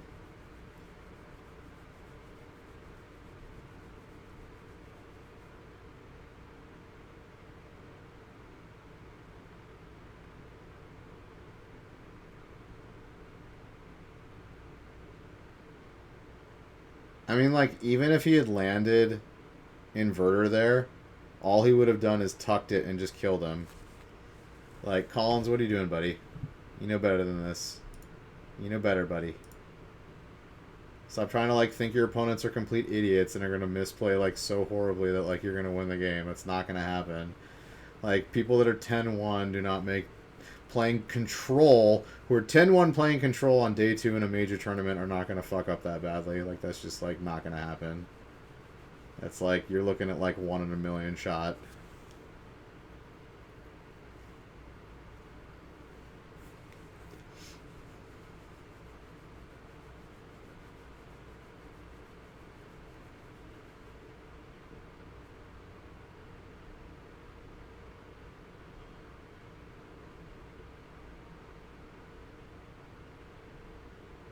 Alright, he's going to Omen in response to Narset.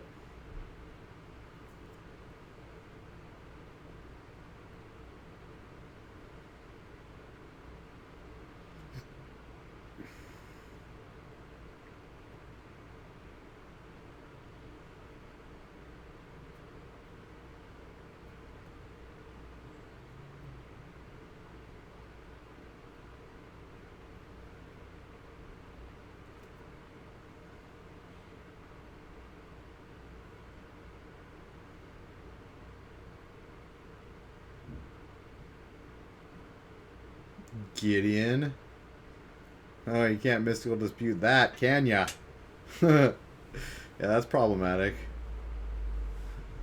Little token maker.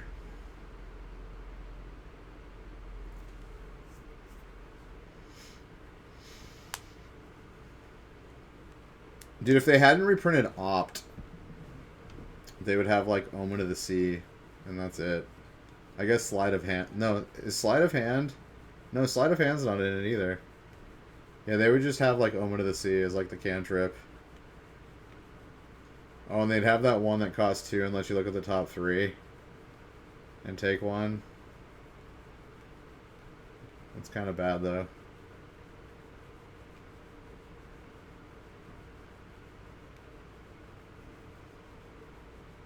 Yeah, Anticipate. Card's pretty bad.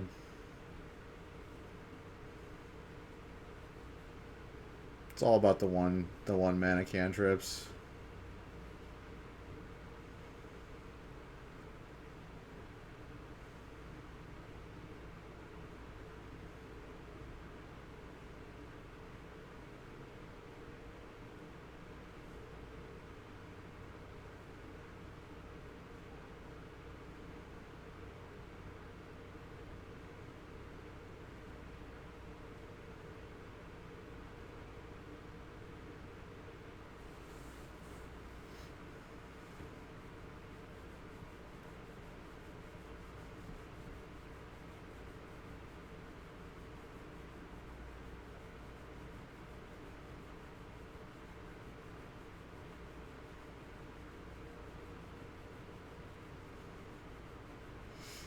Taking Dispute. Doesn't want him countering his shit.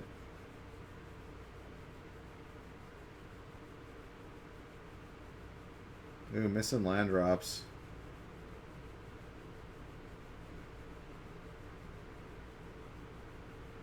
Gideon number 2.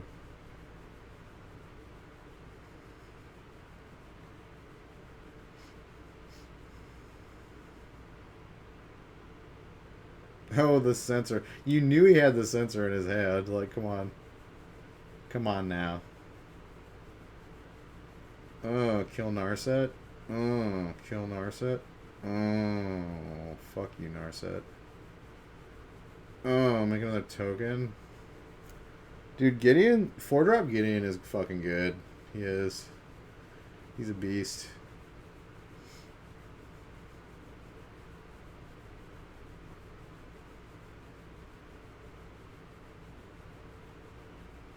Can you play 5-drop Gideon in Pioneer? Gideon Jura? Jura. What set was he printed in? I can't remember. I think it was too long ago though. It was pretty long ago. Was it Zendikar? No.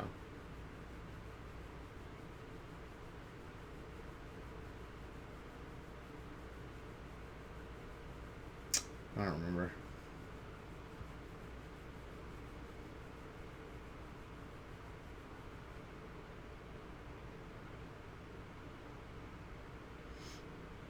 You played the 4-drop in the board of your Stoneblade? Yeah. I have 2 in the sideboard of my Death and Taxes deck for Legacy.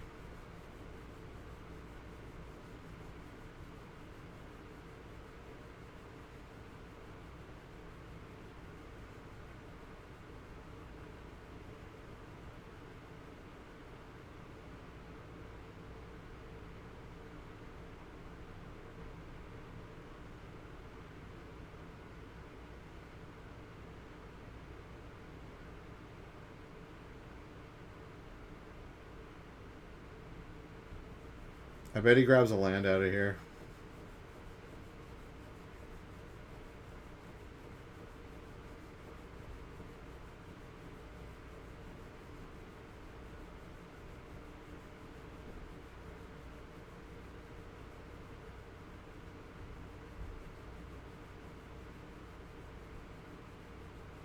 Four mana Gideon is great when you want a Wrath. Yeah. That pretty much goes for any Planeswalker.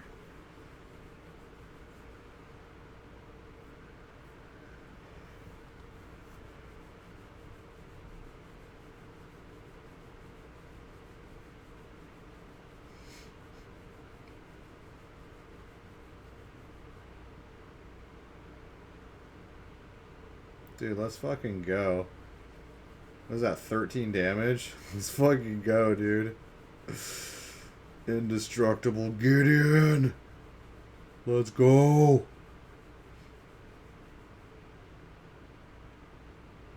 Wait, what?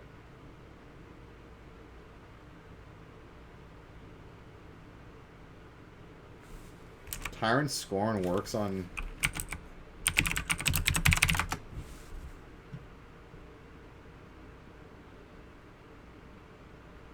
Wait, return target creature to its owner's hand? Okay. And then he just plays it again and makes a fucking 2/2. Get wrecked. Yes. Can't take care of those invincible Planeswalker Gideons, can ya? Can ya? Dude, this guy's 11-1. That's beast. Fucking beast. Oh yes, mono white. He's 10-2. Nice. Versus spirits.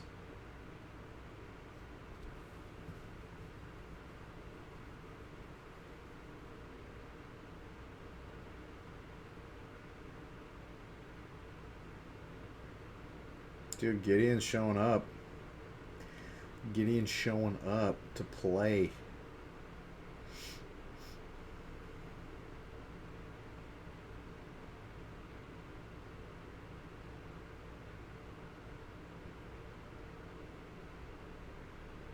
I kind of like just shooting this Mausoleum Wanderer right now.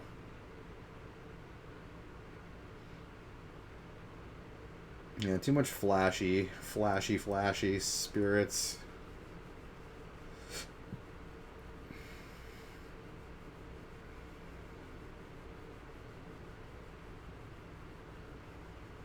Zan Syed, he's always got such a pensive look on his face. He's very pensive, very intense.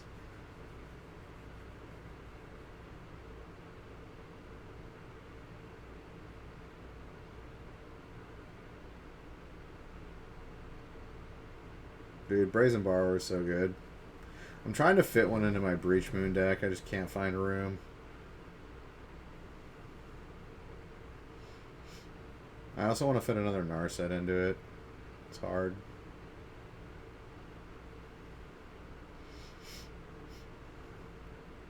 Oh, 3-drop to Fairy. Let's go.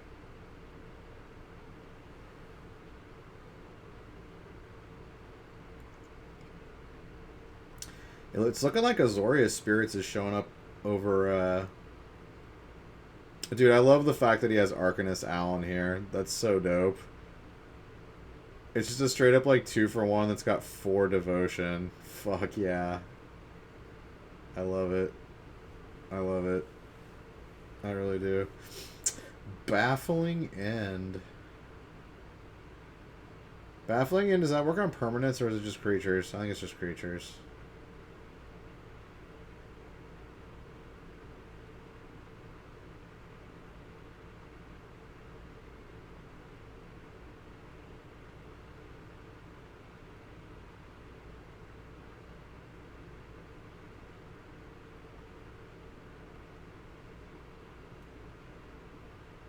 Wait, is that the Star City Games on Adventure? That doesn't look like Star City Games made it, but I think they might have.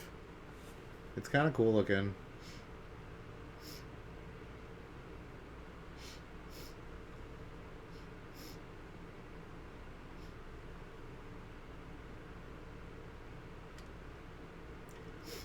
I feel like you should have played Vanillish Champion first.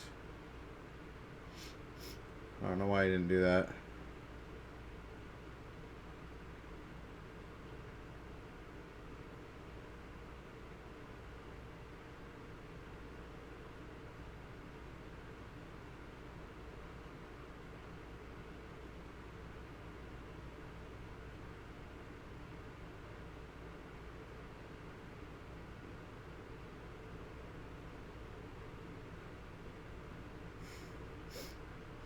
He could have shot that Spectral Sailor. Why didn't you shoot it?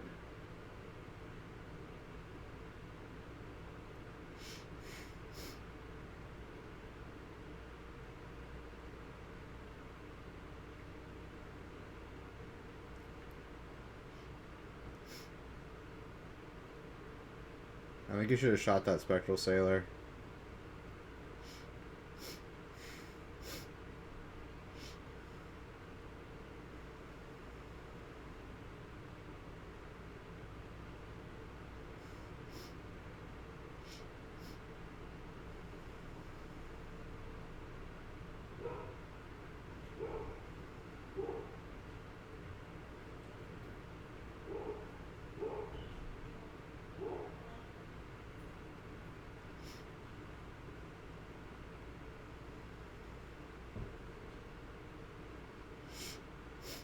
Knight of the White Orchid, let's go. Fetch a land.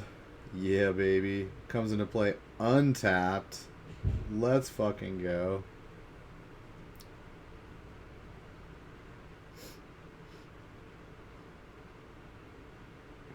Dude, he's going to get the Idyllic Grange. Dude, this is so good. I fucking love it. Or does he only have one Idyllic Grange? It's already in play.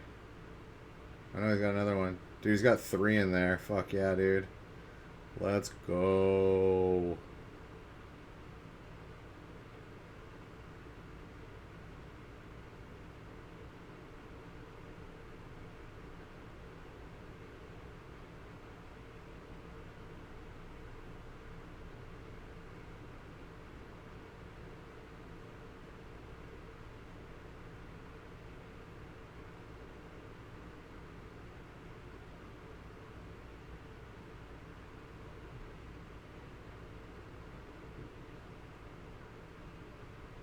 Alright, so he bounced it in response to the Grange trigger. Ooh, the Marshal.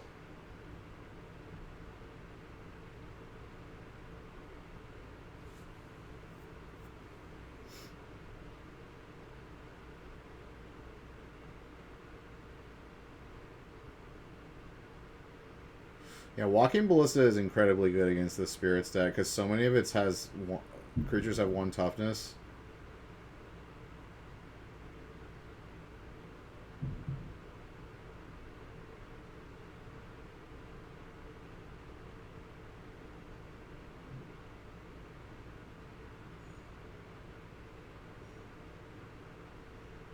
Alright, he's got a Lord out now. This is going to get bad for white pretty quick.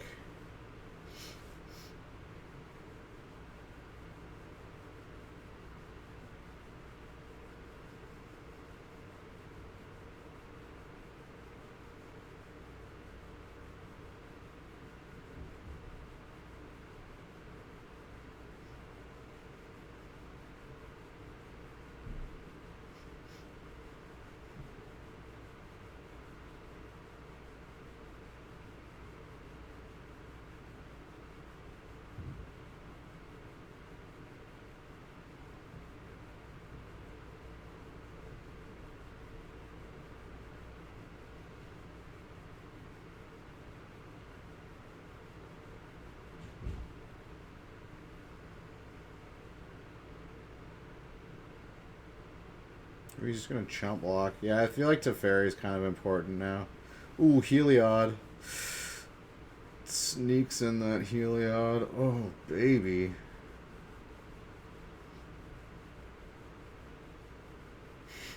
Baffling End is kind of a funny picture. Like, your eye is, like, drawn to just the dinosaur, and, like, you don't really notice, like, the, like, carbon outline of the incinerated person underneath it. The carbon shadow, as it's called. You know, that's what happens in like a nuclear blast when you get like vaporized. If there's like something behind, like an object behind you that's not destroyed by the blast, it leaves like a carbon shadow. It's like your molecules are like on it, and it like looks like a person, like the outline of a person. That's real. They had that when they dropped the atomic bomb on Hiroshima and Nagasaki. Yeah, fucked up. Although I'd rather be vaporized than like live with radiation poisoning. Fuck that. Or like live for a little bit.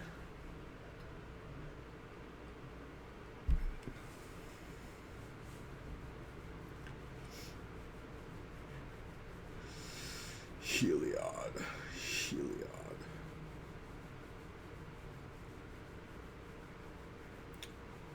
Oh, bounce that Heliod, yeah.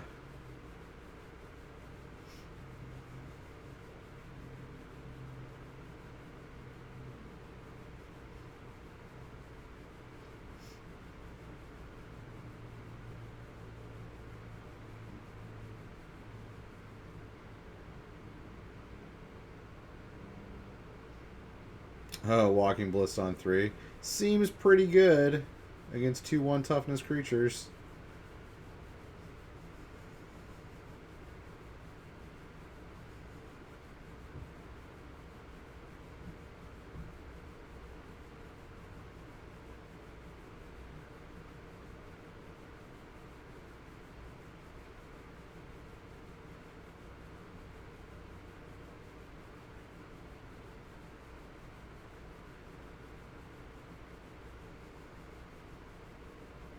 If he plays Heliod, he just has the win, right? Infinite combo. Let's go.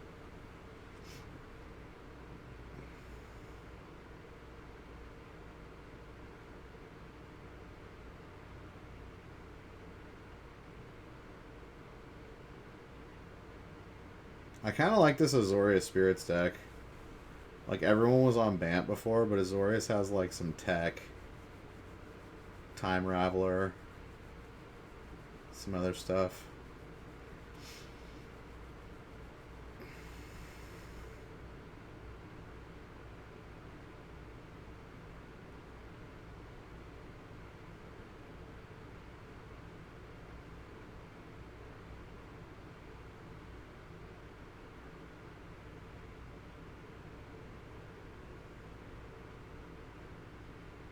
Oh, Quelled.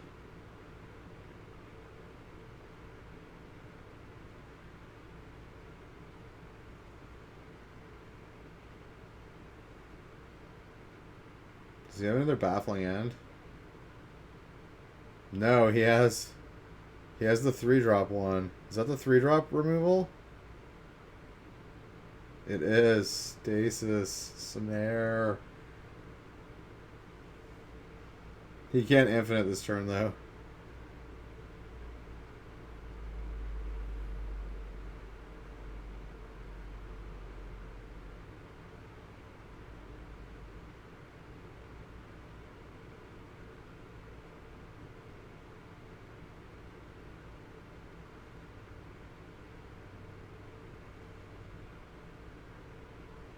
I know, can Zan stay alive?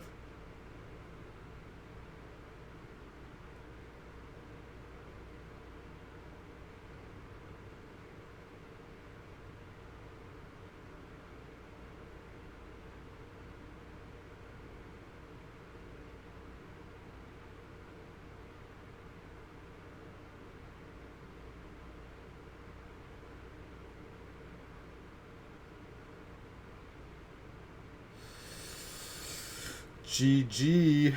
Infinite ballistae shots. Ballistae. Is that the plural for ballista? Ballistae? I'd like to think of it that way.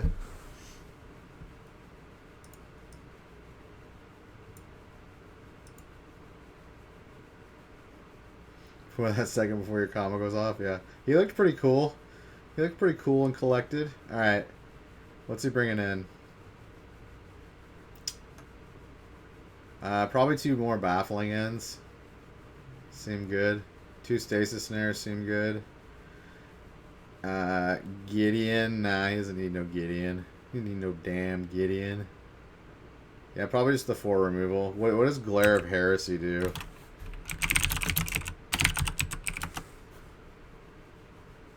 Exile target white permanent. Whoa! I forgot about that card. Dude, this is straight up old Theros, baby. Let's go.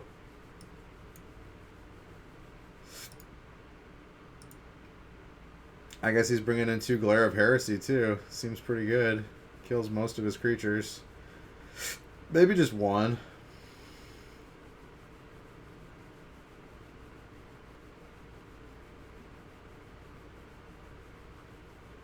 And then old Zan is going to bring in, what, 3 Declaration and Stones? Seems good.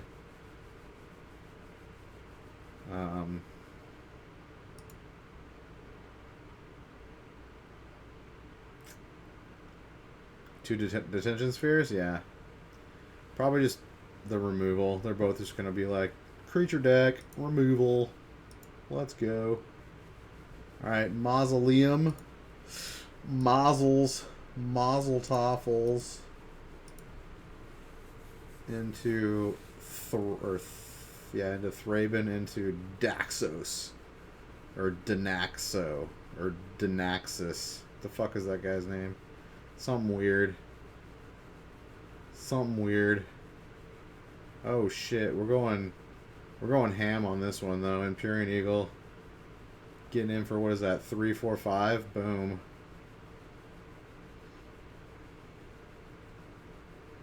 Ooh, Knight of the White Orchid. So good. Let's fucking do this. He needs a removal for that eagle. That would be good. And it's cool because it's enchantment removal. Mausoleum Wanderer can only counter instants and sorceries, so like all the enchantment removal that he's running is like uncounterable. It's pretty dope. Although it looks like he's got Stasis Snare in hand, not Baffling End. He needs Baffling End. Never mind. There's a Baffling End. Boom. Hiding in there. Daxos. Okay.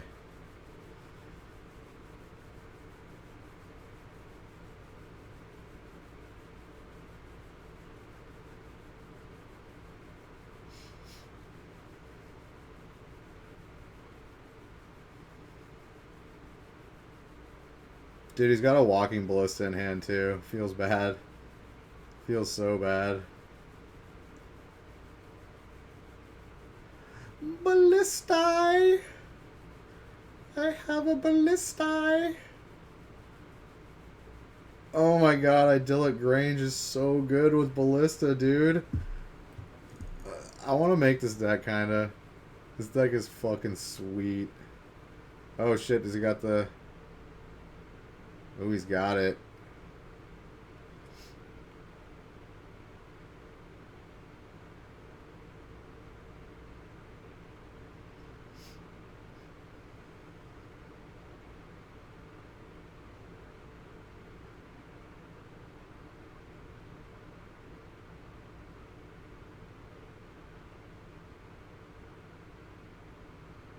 Yeah, that thing's not invulnerable because that's happening like...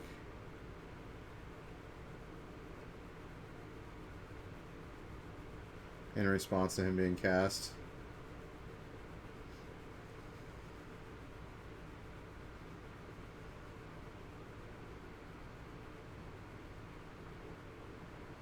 Yeah, it's not looking good, Zan. That walking ballistas seem really bad when you got no lords out.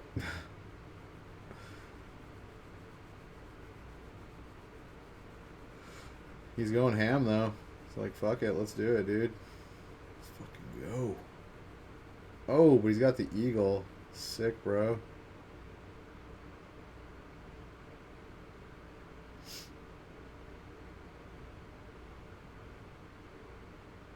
Yeah, that's a good idea. I would have done the same thing. Kill the rattle chains. You got to keep your life total high here. He's basically racing now. And he's got removal in hand for the eagle, so it's fine losing the ballista there. Totally fine. It was already a 3-for-1. Oh, Anafenza the foremost. And Stasis Snare a Rooney.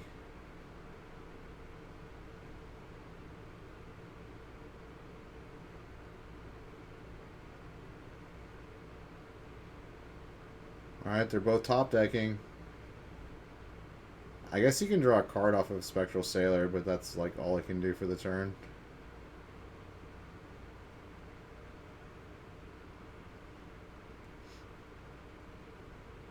He does have a clue. That is nice. I really like this mono white deck. I really like it. It brings me back to like when White Weenie was like real good in standard. There were a couple blocks where White Weenie was really strong, and I think I played at least one of them. My friend had the what's it called? The Rebel deck. It was Rebels, right? With Lin Civi. Lin Civi! Go get a Rebel, play it. Go get a Rebel, put it into play. Go get a Rebel of X costs or less and put it into play. That deck was dope. Rebels kind of disappeared after that, though. It was just kind of a one-block deal.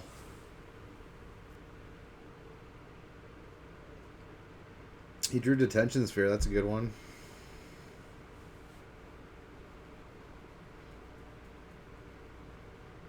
Oh, he Detention Sphere the Stasis Snare. I like it.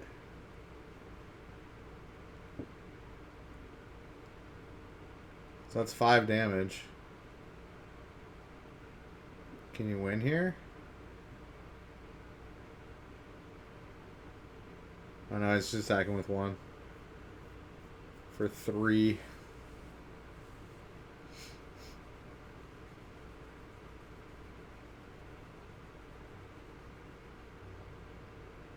I think you drew 2 lands. Gross.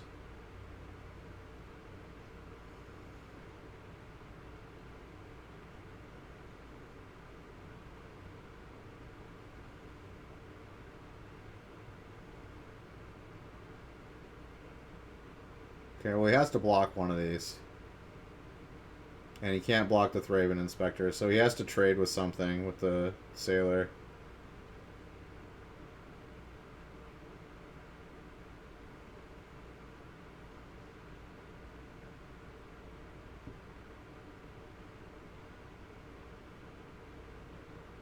I think Zan wins if he draws like a Lord. Does a Lord do it for him?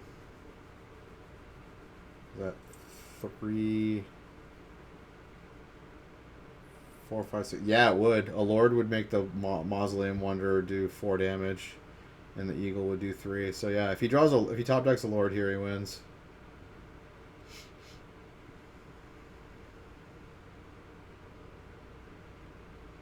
But that needs to drop block Thraben Inspector.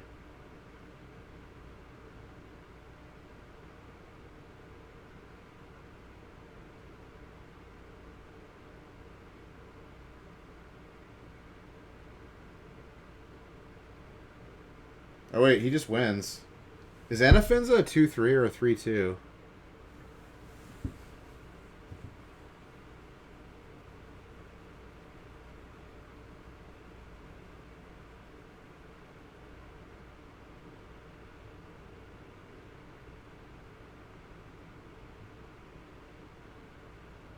Oh, he's got lifelink though.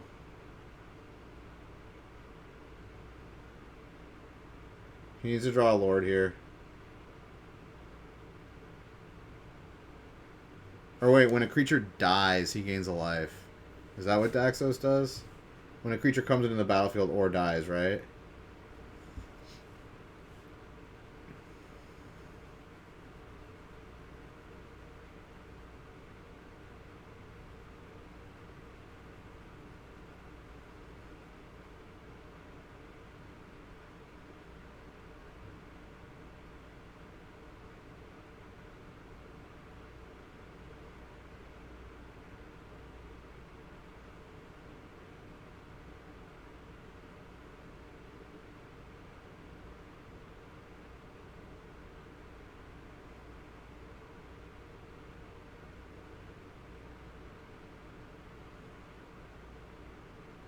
Okay, if he attacks here, he dies to removal.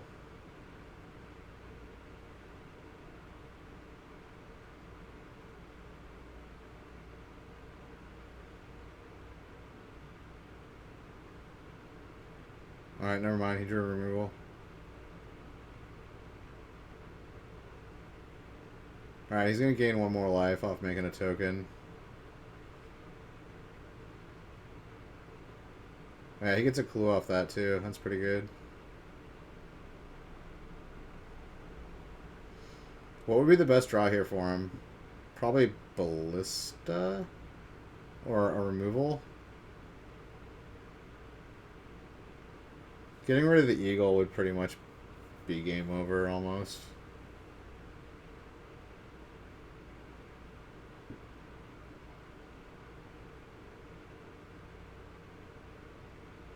Did you draw 2 Gideons? Alright, you drew 2 Knights of the White Orchid. Gideon would have been better.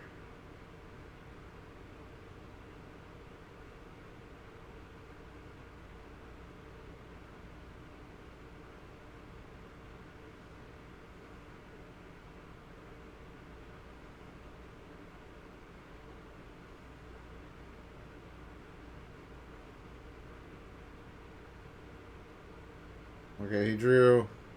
I think he's got this. He drew...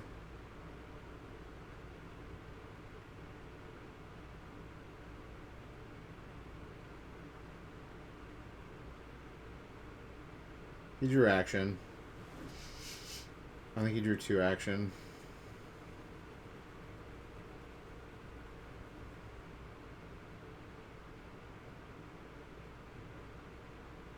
He drew a Borrower, and I don't know what that other card is. Is that a Declaration in Stone? If he drew Declaration in Stone, that's going to kill all 3 Knights. Dude, that's gross. He did! Oh my god, gross.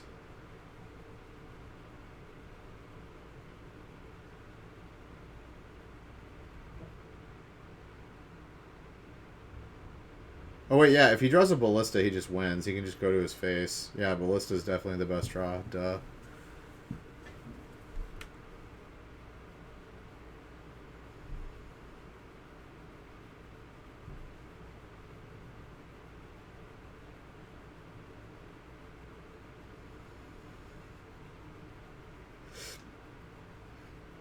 Alright, he's still playing it safe. I guess it's better to just attack with one thing here. He's got a lot of redraws, though.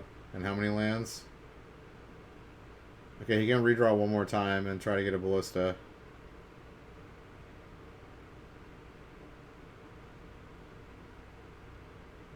I didn't see what that was.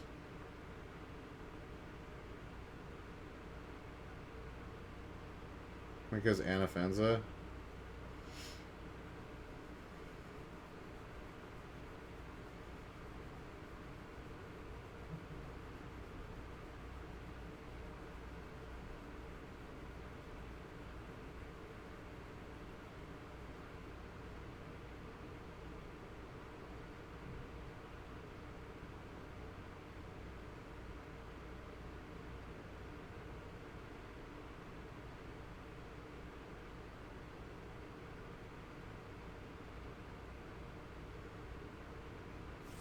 I think he's dead.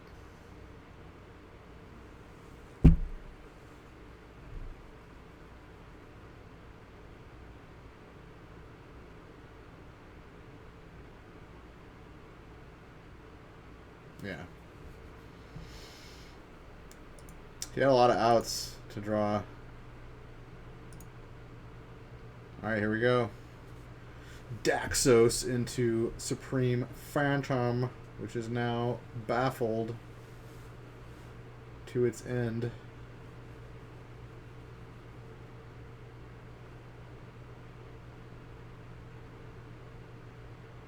Oh, nice. Does he have Knight of the White Orchid?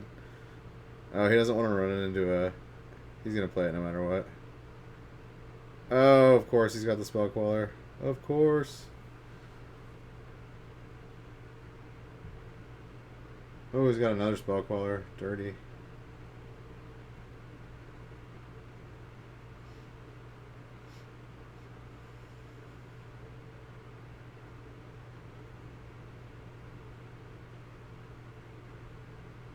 Dude, I love how, like, all the white enchantment removal, like, adds to his, devotion, too. It's great.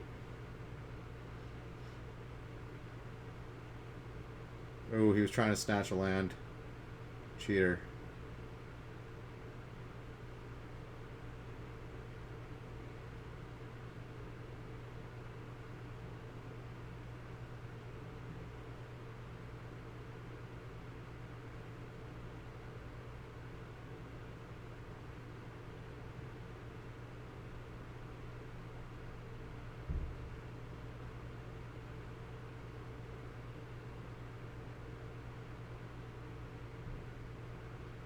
Oh, he forgot the game life trigger.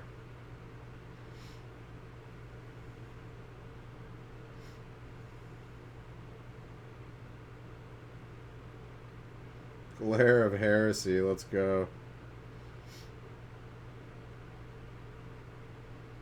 Boom. Oh, this is gonna chain. Chain, chain, chain. Chain, chain, chain. Chain of fools. Dude, Glare of Heresy is fucking bad. Look at that picture, dude. He's like, duh! Johnny's just like fucking Cyclops. He's fucking like optic blasting that bitch down, dude. That's fucking. I forgot how sick that picture is, dude. So good. That picture's fucking dope. Dude, I want that on a t-shirt, like right now. I would wear that t-shirt. I would wear the shit out of that t-shirt.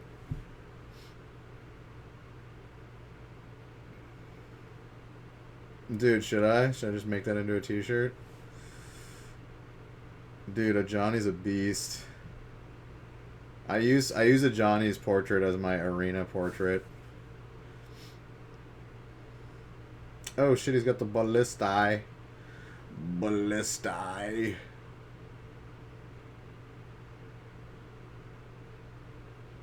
Alright, Zan's a little backed up on lands. Okay, found one.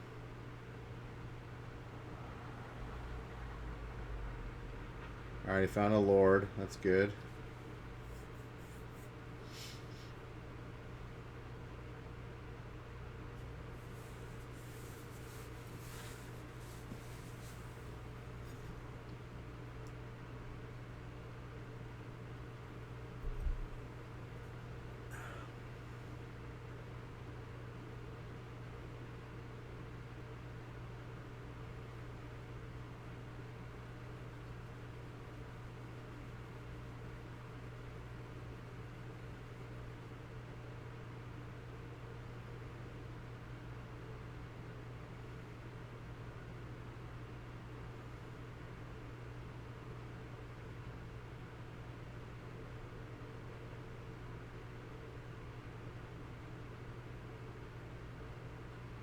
Dude, look at all of his exiled creatures. He's got 5 exiled creatures.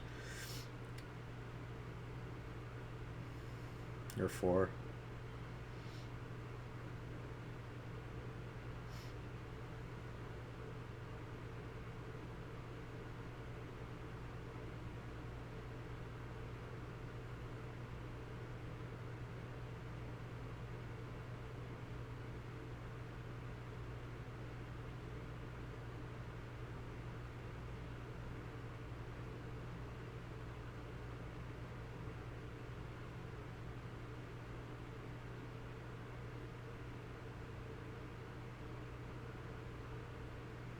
I think you just shoot it, right? I'm fine with trading a Ballista for Phantom.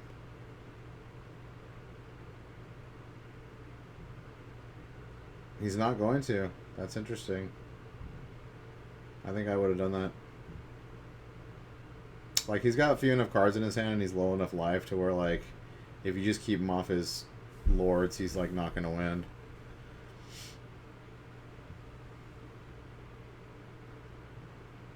Maybe he's just thinking he wants to shoot him in the face. I guess he can just shoot him in the face.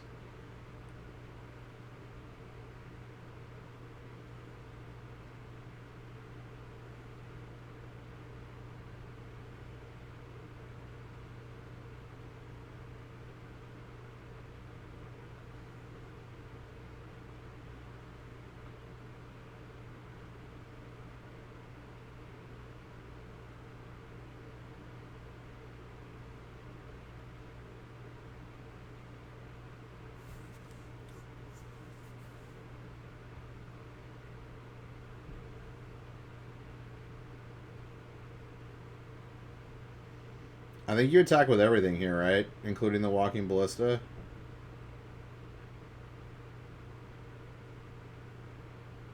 He passes? Really? Okay.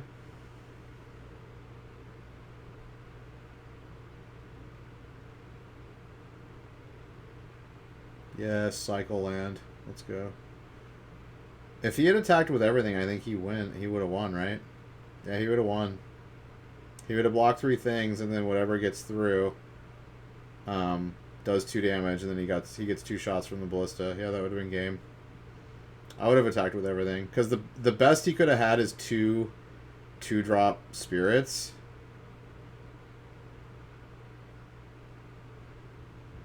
Yeah, now he gets Declaration in Stone. Now he's facing... Now he can lose. Yeah, he fucked that up. That was a misplay. Like, because the best he could have had is, like, 2... You know... rattle chains or something. Or, like, you know, something that's... I mean, it wouldn't have mattered because, like... He would have traded with all of them.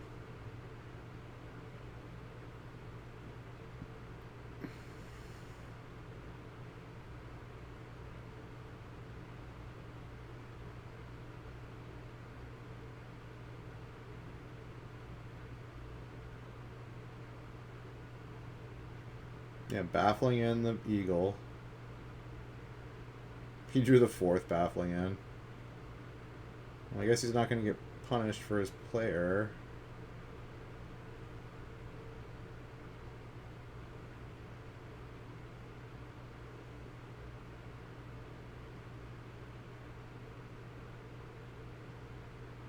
Oh, wait, he has a Mutavault that he can block with. It's a 3/3. Yeah, this is... You can't attack here.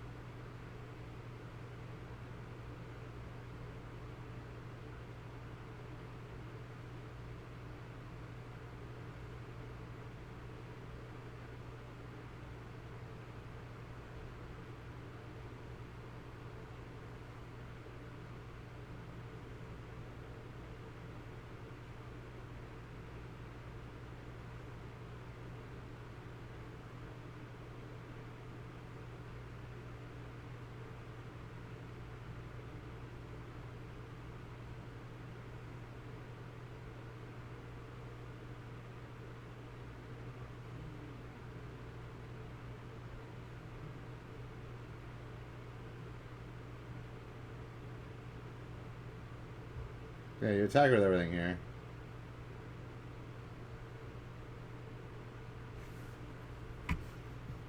He would have won that turn if he had attacked with all 4, including the ballista, though. Like, he would... the only way he gets punished in that situation is if Zan has 2 Supreme Phantoms in his hand. He has to have exactly 2 Supreme Phantoms in his hand. Like, and then he loses, like, his whole board. But, like, still, like, there was already I think there were 2 Supreme Phantoms in the graveyard already, so that would have been incredibly lucky for him to have, like... That would have been a very, very low probability. Like, extremely low.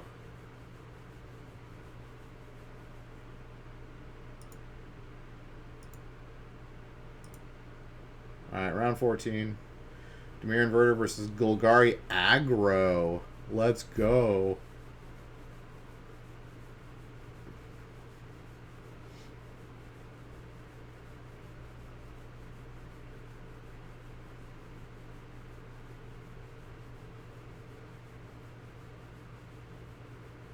Who, it's playing Coco? Yes, and it's playing the freaking Steel Leaf Champion. Let's go. And Llanowar Elf. Yeah, all the green decks, like, disappeared from Pioneer.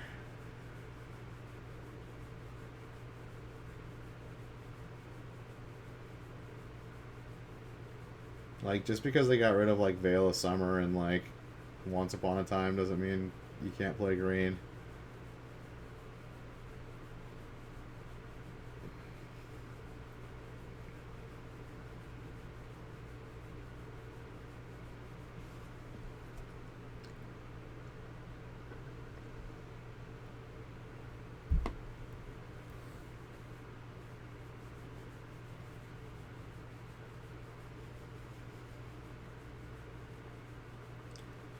No, he's not drawing lands.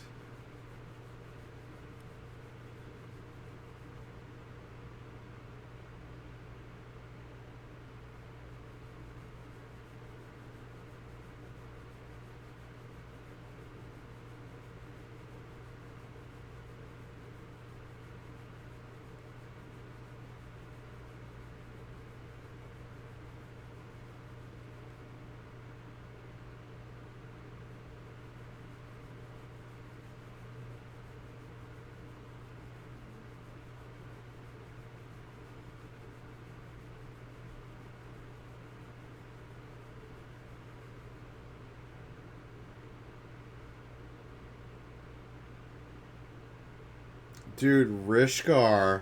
It's Rishkar. Dude, this guy's a beast. I remember playing Rishkar back in the Sultai Energy days. Little Sultai Energy with Coiled Serpent. I wonder if he plays Coiled Serpent in here. I bet he does. If he's playing Rishkar. I bet he's playing Coiled Serpent. Dude, that's dope. Fuck yeah, dude. Let's go. Golgari Aggro. I bet he's playing Coiled Serpent. That's dope. I wonder if he's playing, like, Felidar Cub.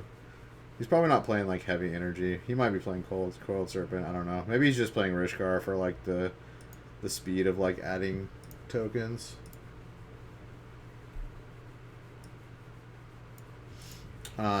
Sideboard. Dimir Inverter is going to bring in all the removal they can. 2 Heroes Downfall, 2 Legion's End, 1 Cast Down. Probably Kalitas, actually. And 1 Doomblade. And then Golgari is going to bring in, what, 4 Leyline? Does he want Leyline here? I feel like, yeah, I feel like that's in there for this matchup. And then, what, 2 Thoughtseize? That seems good. Yeah. What the hell does Stain the Mind do? Bro, are you kidding me?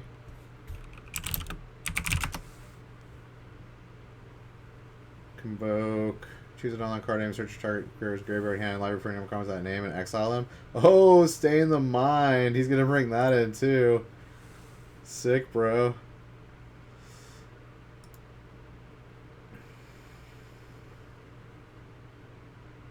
And then Windstorm.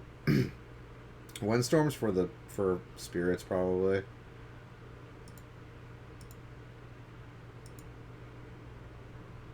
Alright, I'm gonna go pee real quick. This game starts.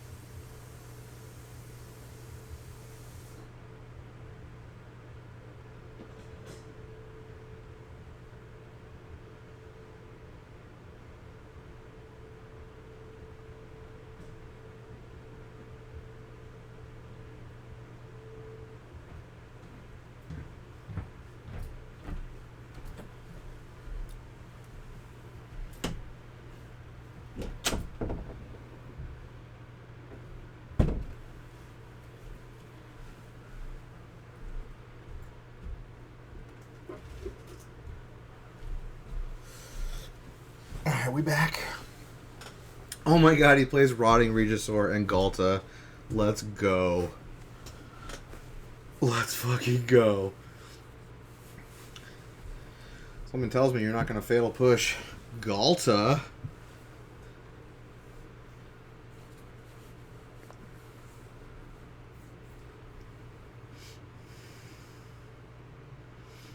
Alright, he's got the Doom Blade for Galta. What, did he just, like, straight up, like, top deck that off Jace? Yeah, dude, Golgari aggro is tight. Tight.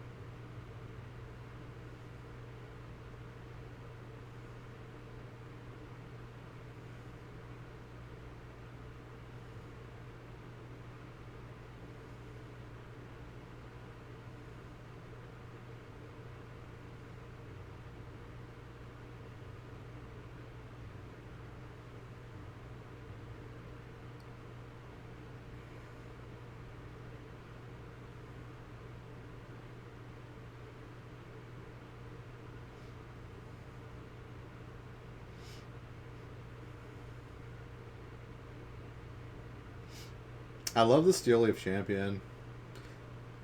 I'm glad it's seeing play in an eternal format.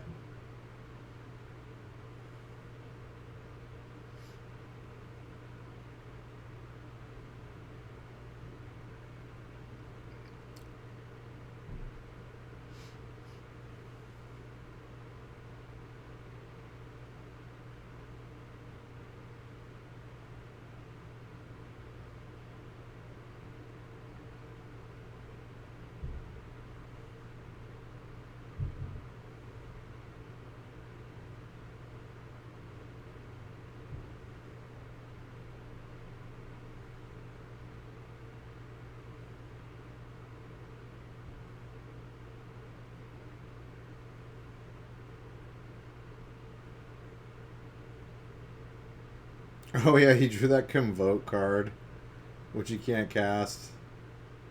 Feels bad.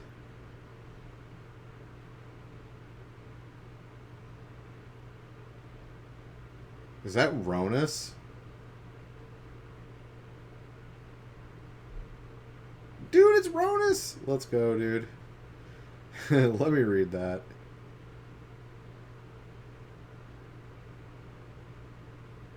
Wow, he drew the Fatal Push too. Fuck, dude, you're so lucky. This guy has been, like, top decking like a fucking madman, dude. Like, all tournament. Yesterday, too. But I guess to be 12-1, you gotta run real hot. Real fucking hot.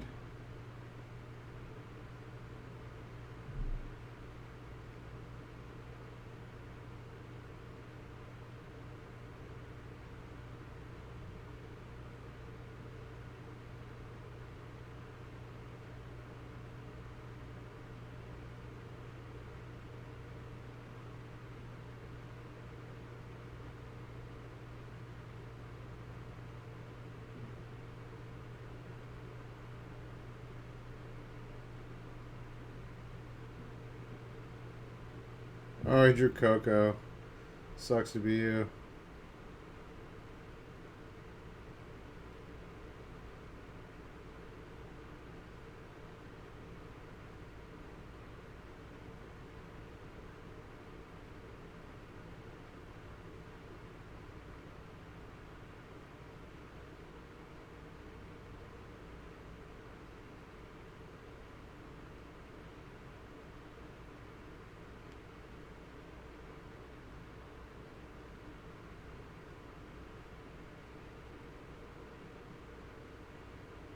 I think Golgari is fucked. He has to, like, Coco.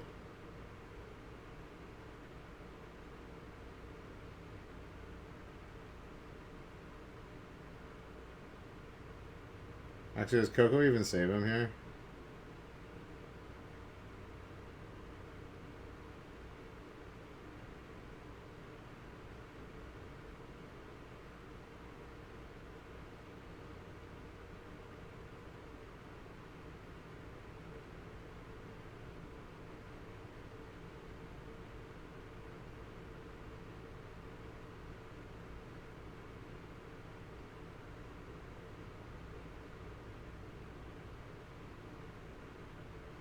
Okay, Scoos does nothing, dude.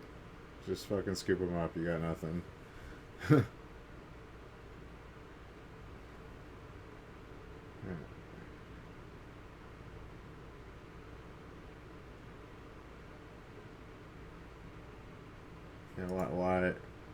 why do people do that, honestly? I don't get it. You think he's gonna, like, forget to, like, Jace himself? Like, what? Kidding me?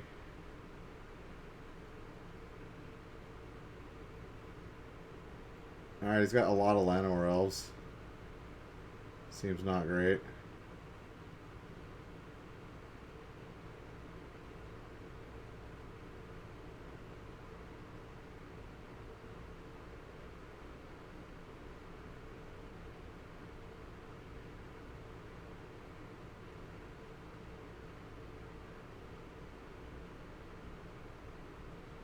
That card's dope, too. Love Struck Beast.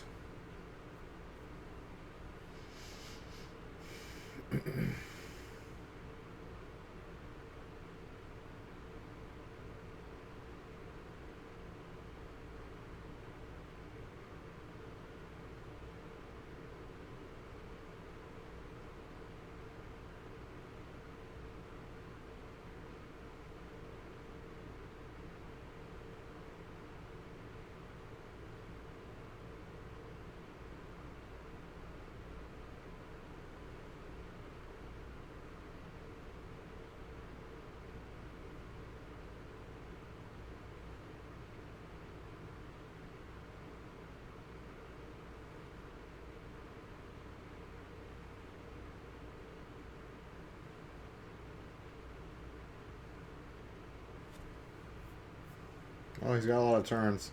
He's only taking 3 damage a turn. Coco would be good. Oh, another Llanowar. Wait, is he playing 4 Llanowar, 4 Mystic? That's crazy. Seems to be working out for him, though. 11 and 2.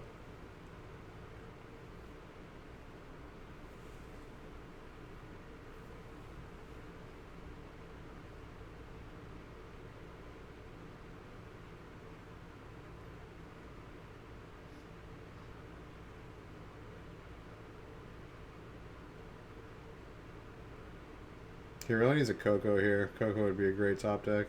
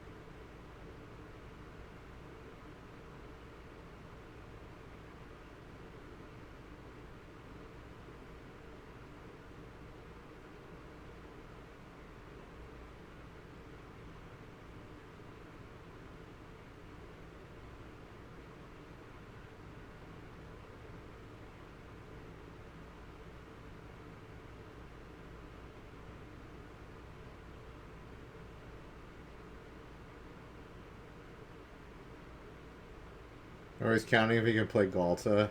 Galta.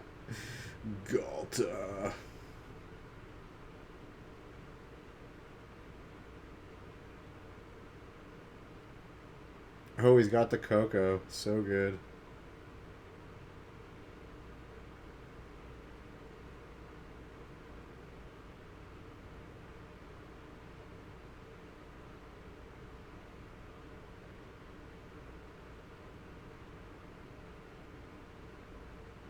Yeah, he definitely should have Fatal Push during his upkeep.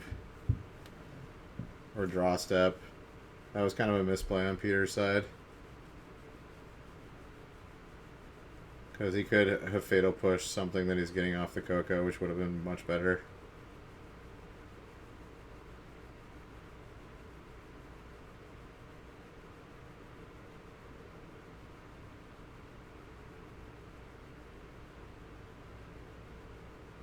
Oh, he draws another Coco. Oh my god, so good. It's so fucking good. I mean, I feel like you Coco here, right? Or Coco in response to Jace Vryn's Prodigy, right? That's what I would do. Because he obviously doesn't have counter magic or he would have countered that Coco. So, Jace activate in response Coco. That's the correct move right here. Definitely.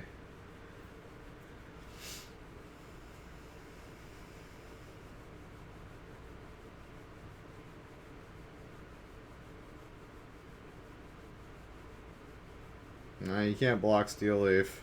He is unblockable. Yeah, you gotta block the Scuzinator.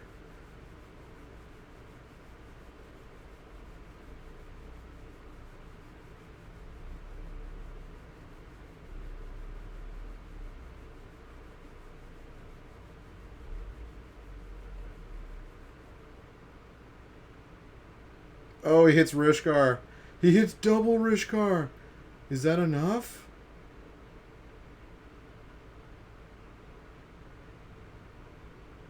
Dude, that's 10 damage. Let's go.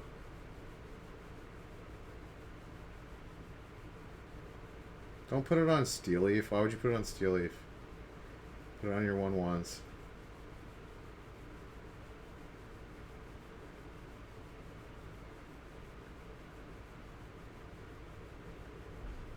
Yeah, what?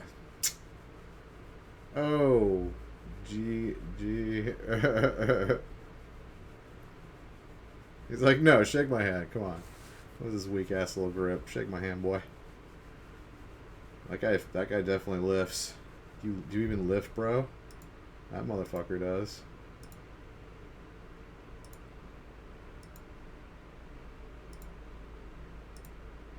Round 15. Oh shit.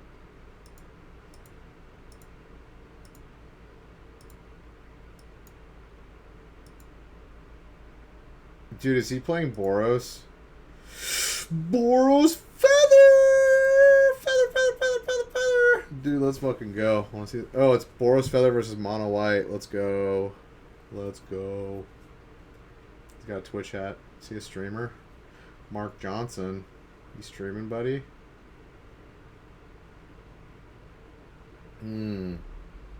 Hoplite. It's the Hoplite. Mr. Hoplite.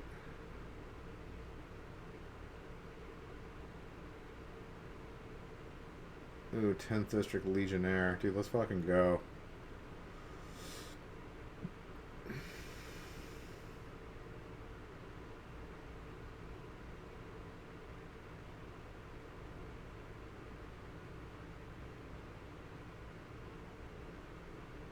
He has the great Heng in his deck. That's why I put counters on the Steel Leaf. Wait, Hengi produces 2 mana and gains 2 life, right? When you tap it, and it makes it so when you play a creature, you draw a card. So what was that? How would that...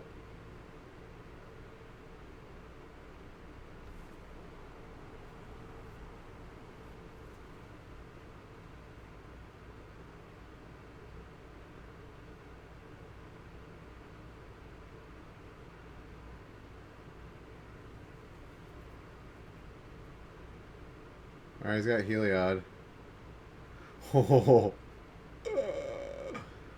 Hoplite getting counters.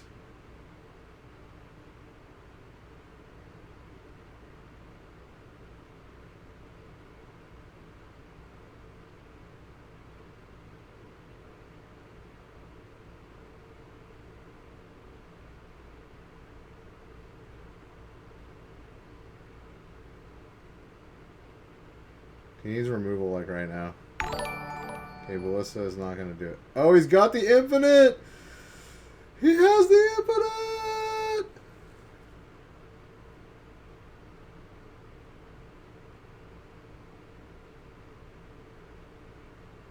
Oh, it's the creature with the greatest power reduces the cost. Okay, yeah. That might be it. That might be why he did it. But still, like, at the same time, like... If you're playing against a deck that's got a bunch of removal, like, I think it's still just better to spread out the counters on your smaller creatures. I think that was not the right play. Dude, he was totally going to lose that game. He totally won off the fucking combo. That was dirty.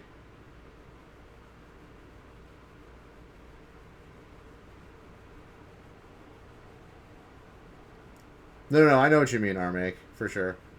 Yeah, it reduces the cost equal to the creature with the greatest power. So it would only cost, what, like... 2? It's like 6 colorless and 2 green, isn't it, to put out normally? So it would only cost 2 mana to put out with a 6 power creature. Alright, let's look at the sideboard.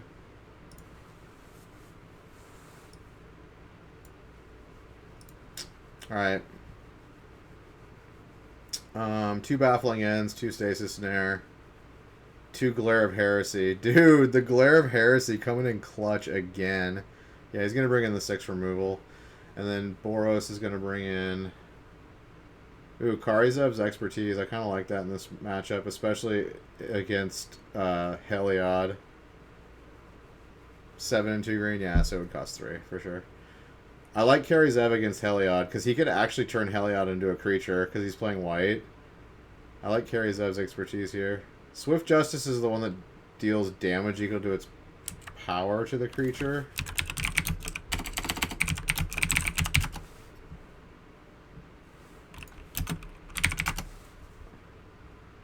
Oh no, target creature gets ++0 and gains first strike and lifelink. Is that good? I could actually see him bringing those in if they end up racing, because they're both kind of like weenie decks.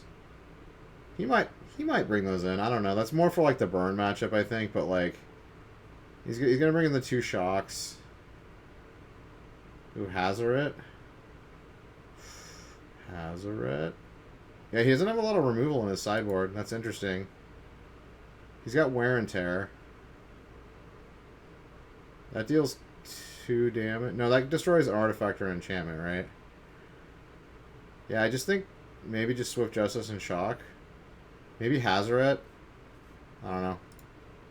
We'll see. This is the first time I've seen the Feather deck being played in Pioneer. Alright, we got Hoplite and Inspector.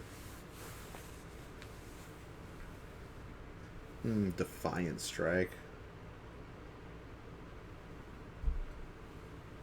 Dude, this Heroic deck's pretty dope. I dig it.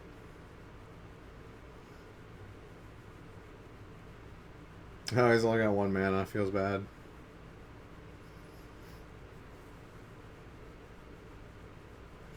Yeah, this is for top 8 too. I think you have to get 12-3 to top 8 typically. I don't think 11-4 does it. 11-3-1 does it, I think. Maybe not. Maybe that's why they didn't draw here. Maybe there's enough people that you have to 12-3. He has a Stasis Snare for the other Hoplite. Yeah, this is looking bad.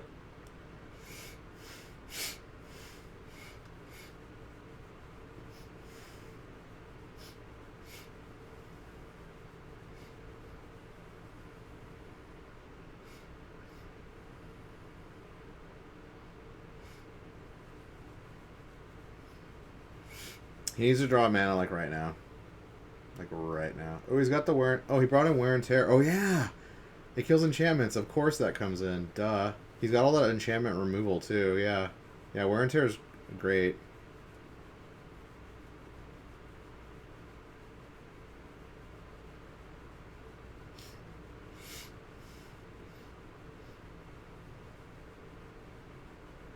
Yeah, gets his creature back.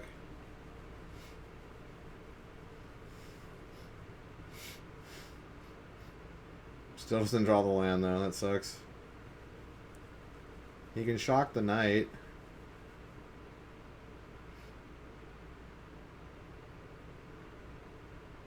Oh, he had the, what's that called? Deals a damage to your guy and 3 damage to them or some shit. 4 damage to them. Or 2 to your guy, 4 to them, something like that. Ooh, Heliod's activated though. Heliod's coming to play. For 6.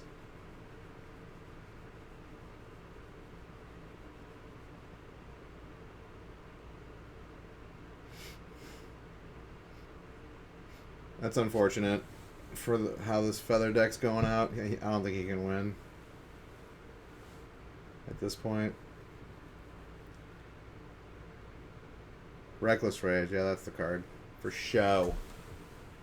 For show.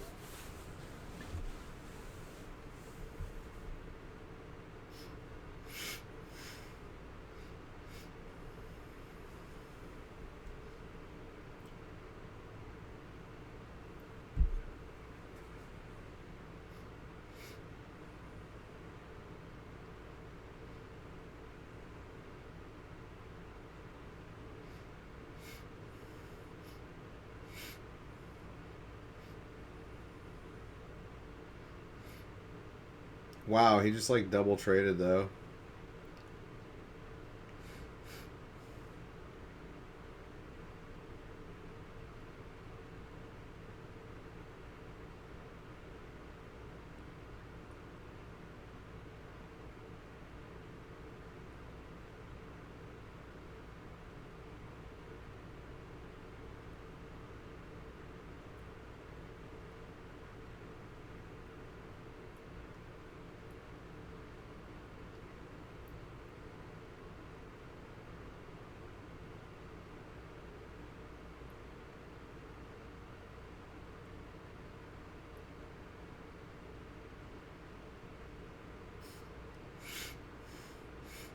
Yeah, he is doing a lot with 1 mana. I feel like the Feather deck has like the advantage in this matchup too. I feel like they're favored because he's got so much like removal and stuff, and like his creatures just outclass their creatures. Like he would have straight up lost game 1 if he hadn't had the combo.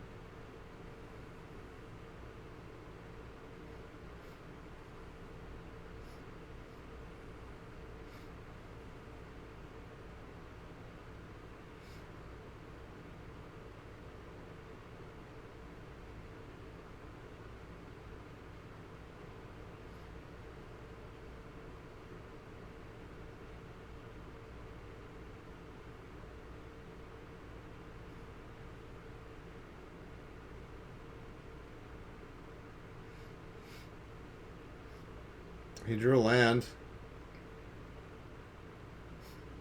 I don't think it matters here though.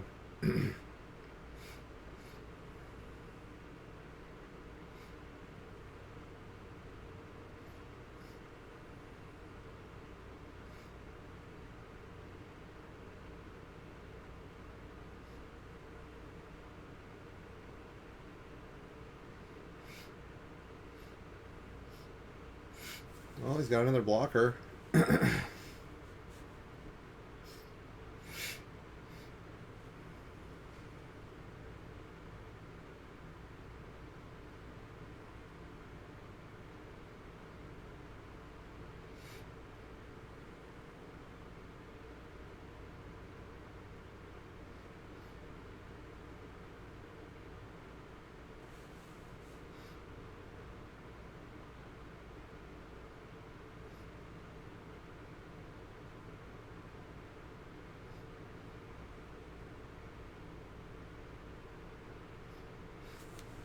Unfortunate.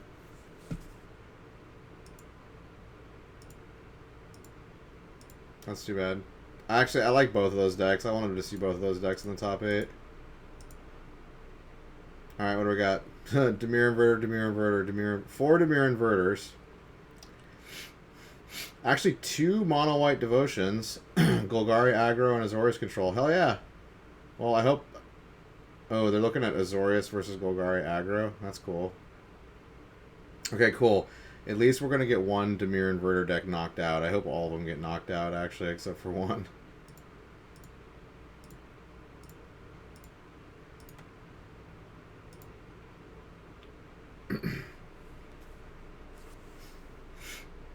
Alright, Azorius Control versus Golgari Aggro.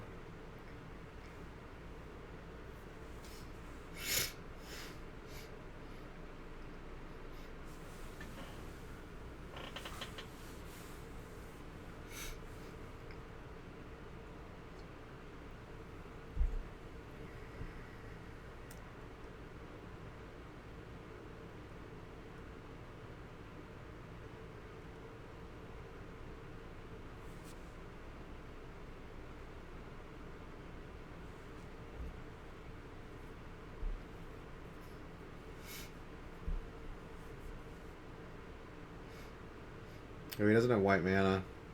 That could be problematic.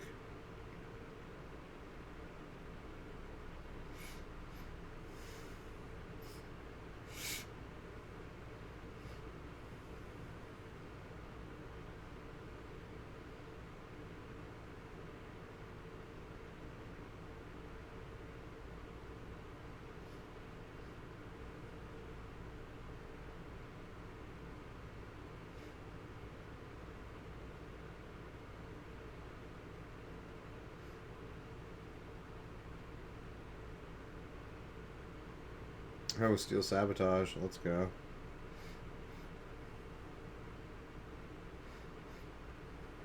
Alright, he found mana. It's a fairy. bounce draw. Seems good. He's got Supreme Verdict in hand, too.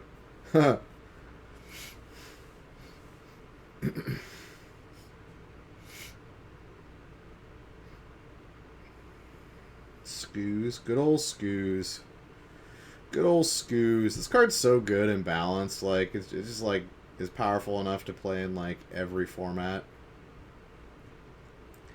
But it's not brokenly so. It's a really good card design. I like it.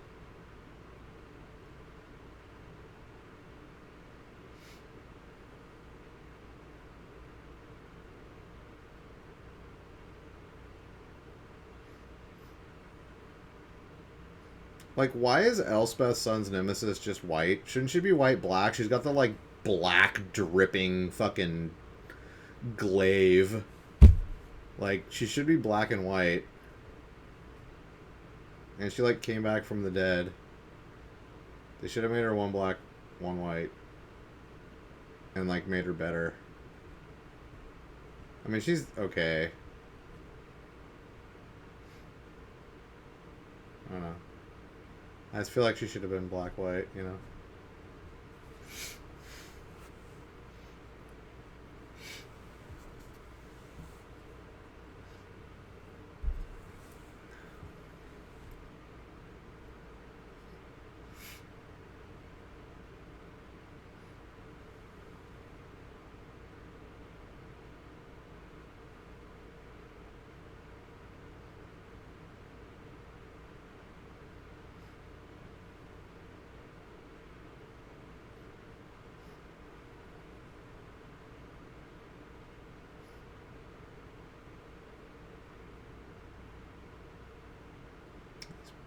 Probably gonna Supreme Verdict here.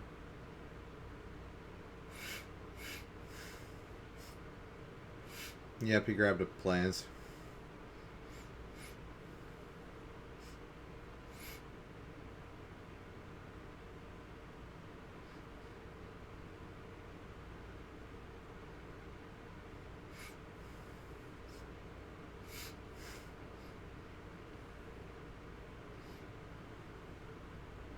Actually, maybe not. I think he's just gonna wait and Supreme Verdict next turn after he puts out more stuff. And he's still got a big grip of cards.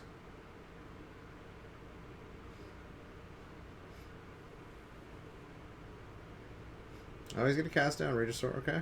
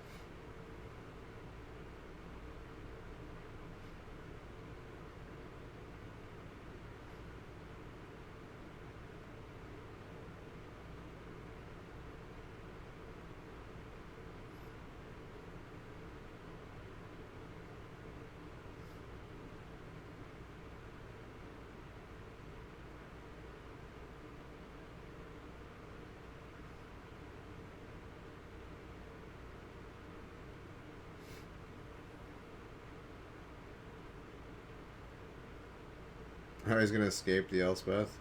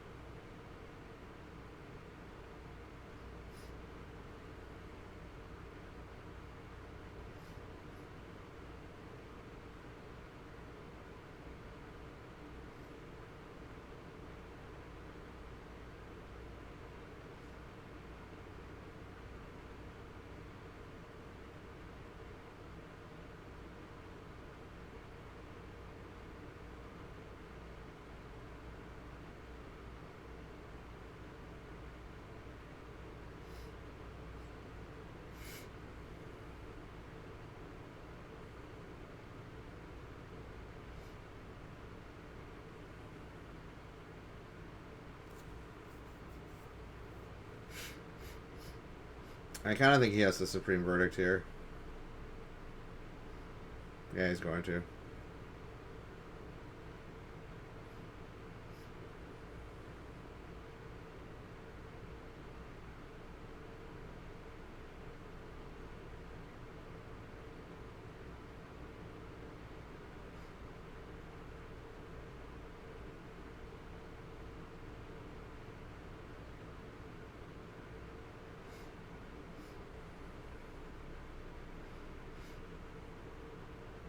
Cut him off black mana. That's good too. And now he's down to 2 mana too. He has the Great Hang in hand, which he's not going to be able to cast for a while. The Great Henji. Henji.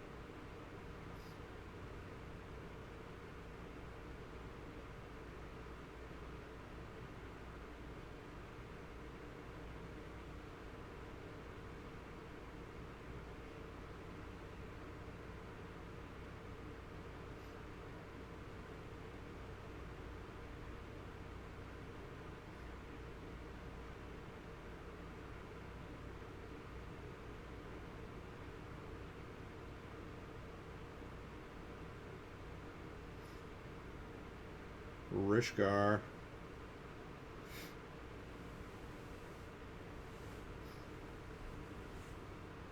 I like that cycle lands are good again. I wonder how much they're worth now. They probably went up to like 5 or 6 each.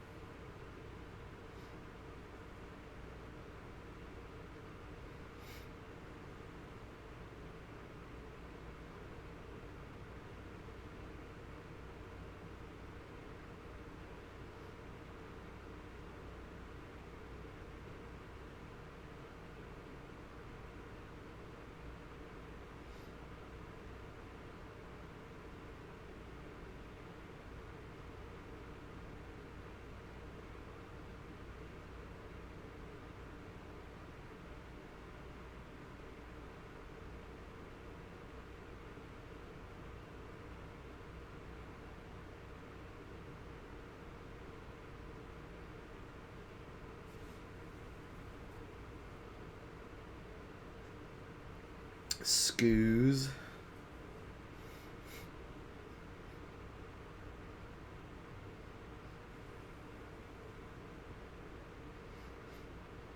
Yo, Ronus is getting countered. I know he's not. Looking for that counter.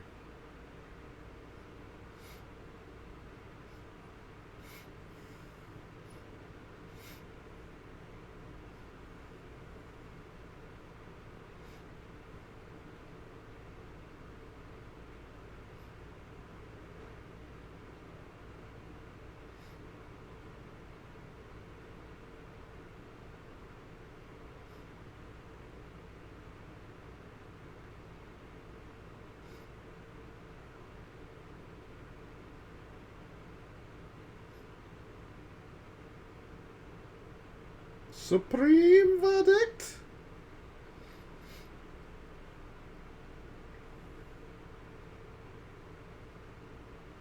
He can Hengi now, though. The Hengi. Hengified. I think now would be a good time to Hengi. He's starting to run low on cards. Oh no, he's going to play a creature. Okay.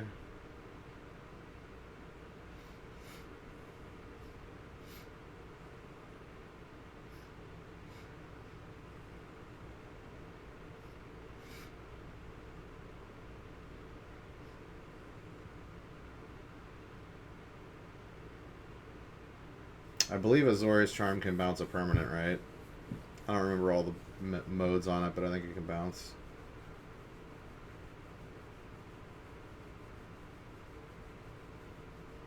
Oh no, it puts it on the top of your deck. That's dope. Even better. Attacking or blocking creature on top of its library. That's good.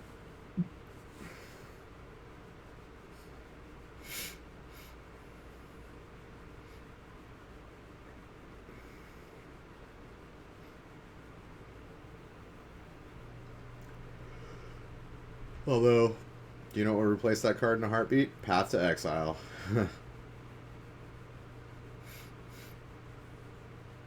And we got double Teferi online. That's not good.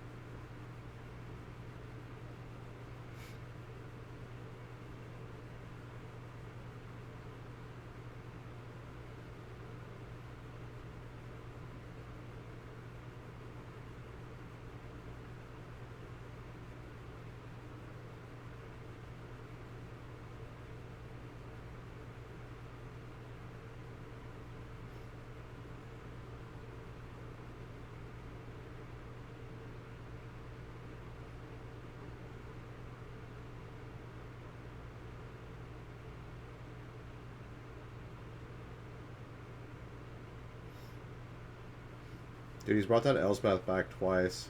I'm starting to see the power of this card. Recurring Planeswalker.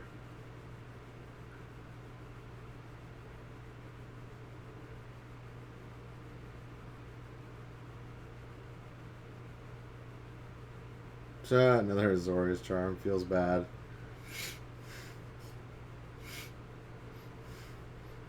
Yeah, he should have put out the Great Henji when he could. I think that was a huge misplay.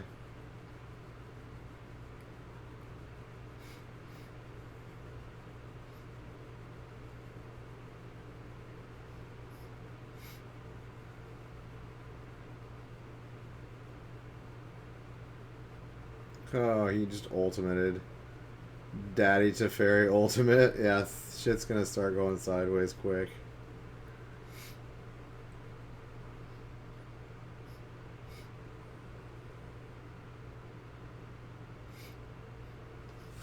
Yeah, that's it. GG. Let's look at sideboards. Alright, what's coming in? Ether Gust seems real good. 3 of those are coming in. Baffling End seems good. Settle the Wreckage seems good. Maybe even Monastery Mentor, actually. Yeah, I can see him bringing in those 6. And then Golgari Aggro. Double Thoughtseize seems good.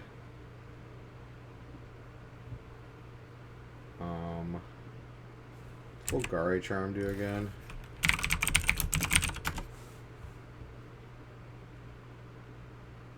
Regenerate each... Actually, Golgari Charm seems good too against board wipes. Yeah, he'll probably bring in 2 Golgari Charms too.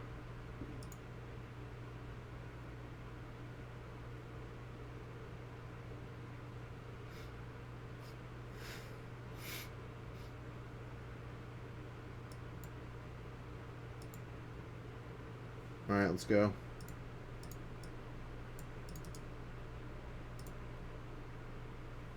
Oh, B4 God 87, thanks for the follow. I missed it because my headphones aren't on. But I appreciate you. Welcome, welcome. Well, that's that new guy, or newer guy. 4/4 for 3.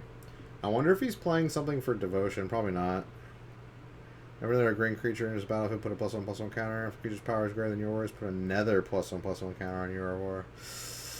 Yorbo.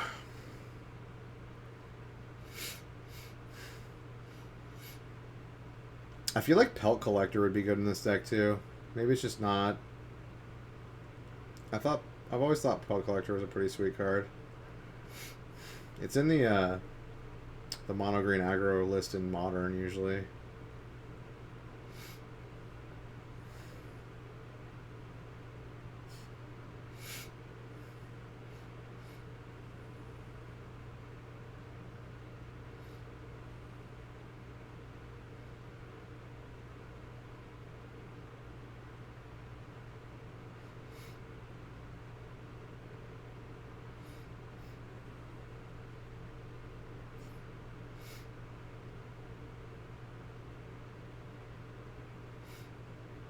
He must have Coco in his hand. Or not. Yeah. Wow, he totally just fucked that one up. Yeah, Teferi says you don't get instant speed, buddy. Damn, the mistakes. There have been a lot of on-camera mistakes today. Like, unforced errors. I mean, he should have cast that main phase anyways, because the Azorius player was tapped out. So, like, he first made the mistake of not casting it main phase, and then he made the mistake of not casting it in response to Teferi being played.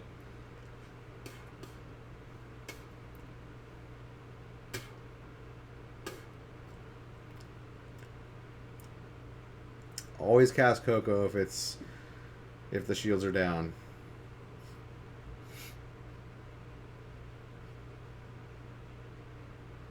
Pee-wee God. No, this is not live. This is the video.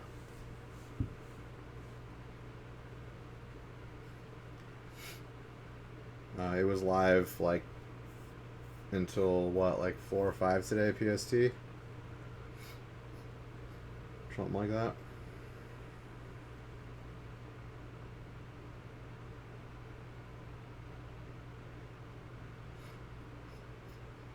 What are they running? This is Pioneer. This is a Pioneer. The top 8 of the Pioneer Open. Star City Games Pioneer Open. And he's playing Golgari aggro, and the other guy's playing Azorius control.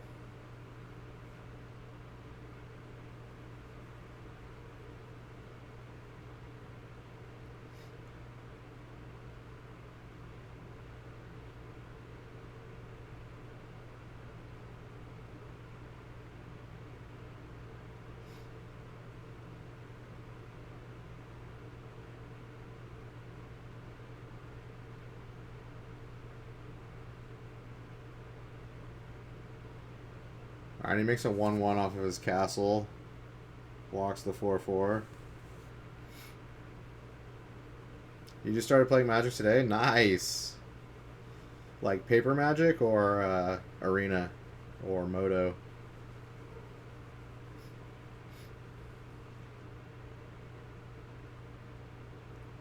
It's a great game. Nice paper, yeah.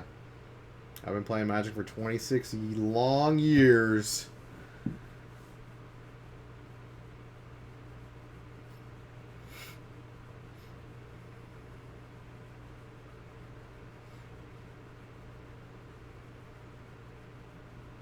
Are you using a Planeswalker deck? Cool. Yeah, those are cool. Those are like starter decks, yeah. Get the hang of the game before you start investing more money into it, yeah. Those are pretty cool.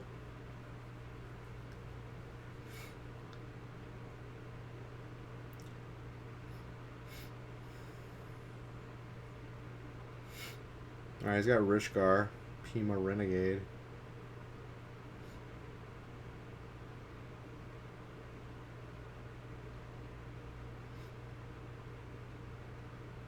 How good are they? Like, well, I don't know what format the Planeswalker decks are. I think they're just kind of like... I don't know if they're an actual constructed format. If they're like standard or Pioneer. I mean, they're not like competitively good, so like don't expect to like bring it to a tournament and like win. But like, if you play them against the other Planeswalker decks, then they're fine. They're all balanced with each other. Ooh, was that a Settle the Wreckage? Nice. Settle the wreckage so good.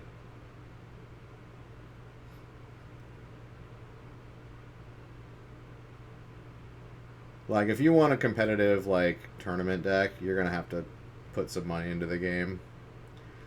Like, to get a competitive Pioneer deck, which is this format right here, which basically, you can play with... For the Pioneer format, you can play with cards all the way back to... Theros block? And forward? Maybe it's a little bit before that. I can't remember what block it is, but you're gonna have to pay like 150 to 200 bucks probably to have one of the top decks in the format. If you have like nothing, if you're like coming into the game with nothing, then you're gonna have to spend like 150 to 200. And then standard decks, you're gonna have to spend about the same thing, maybe a little bit more, depending. Which is the standard is the format that has the least amount of sets in it. It's only like the last like 4 to 8 sets. And then modern, if you want to make a modern deck, which goes all the way back to 8th edition, like modern decks can range anywhere from like a few $100s to like, you know, $1,000 probably. Maybe more. I don't know, like Jund, like the cards in if you build like the most expensive modern deck, it might be like 1,500.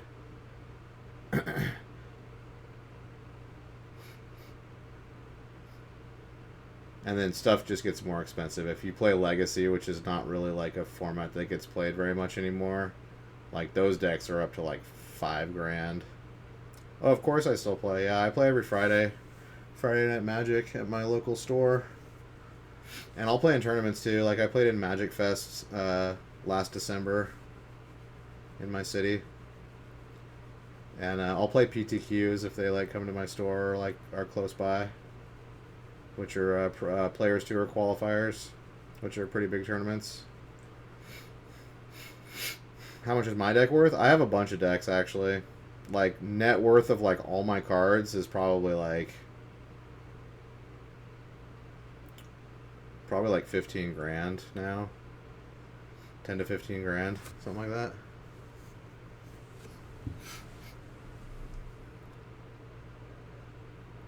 But I didn't like spend all that money on it. Like I've been collecting Magic for like a long ass time. You know, trading, winning, buying stuff with credit, you know, getting presents.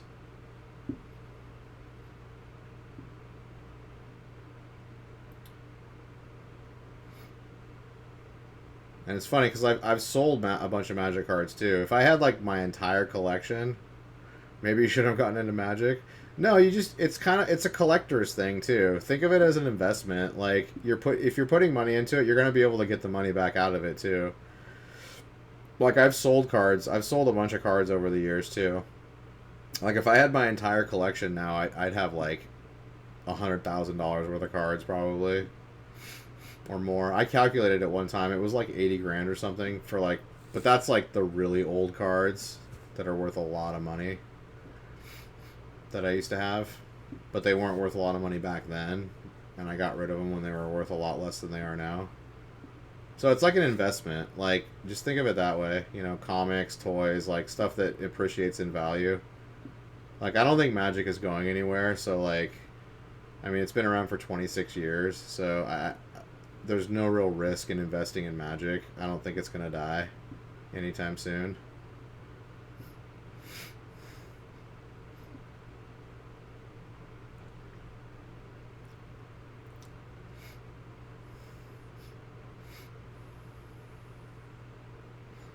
Alright, where are we at in this game? It looks like Control's doing pretty good. He's got Gideon out now. He got big Teferi off the battlefield.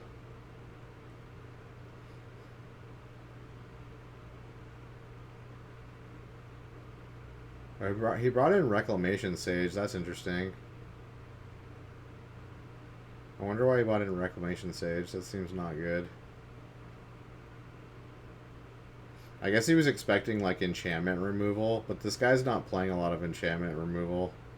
He's just playing like board wipes and like Azorius Charms and like Planeswalkers and Ether Gusts. He played Yu-Gi-Oh! A lot. Yeah, I never actually played Yu-Gi-Oh! I have a Pokemon deck still from like way back in the day. It's all like first edition Pokemon cards. It might actually be worth some money. I haven't like looked up any prices. But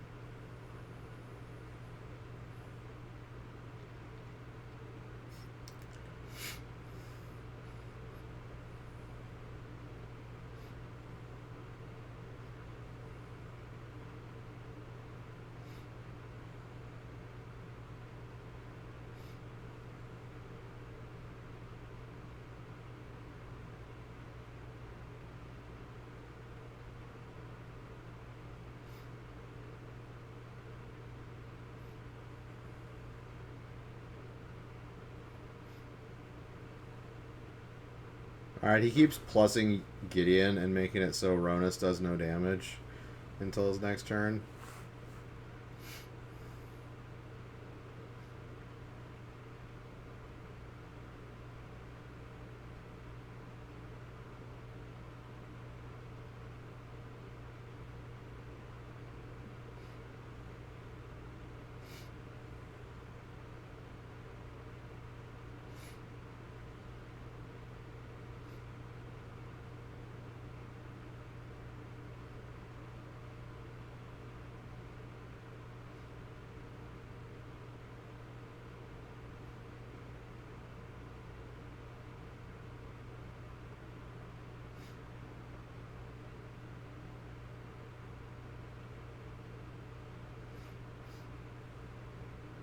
Does he have a Supreme Verdict?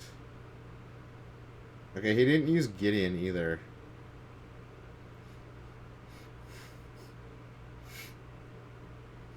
I think he forgot to use Gideon right there. He didn't use the plus, at least. And he didn't, like...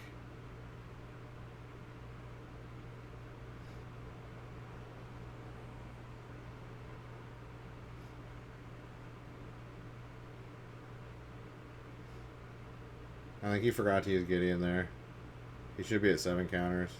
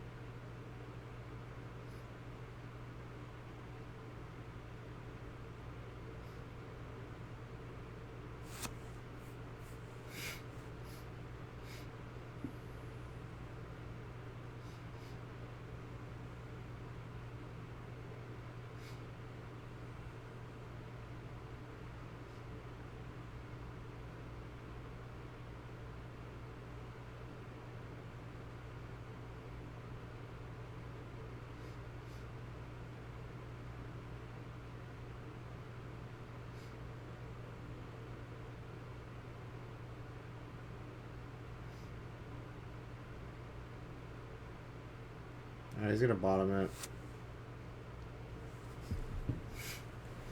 I guess it didn't really matter that he didn't use Gideon, but he did lose a token that he didn't need to lose.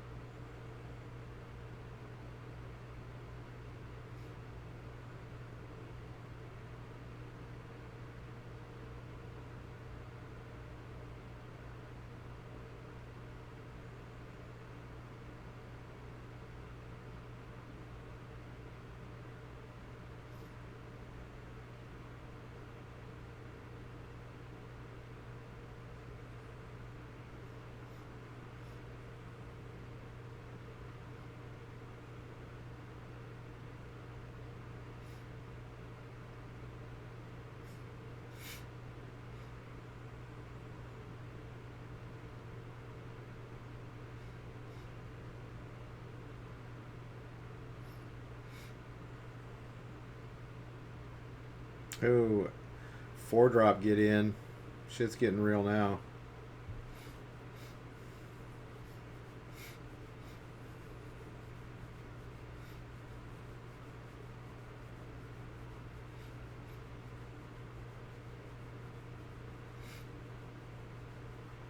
Dude, he's got 4 planeswalkers out.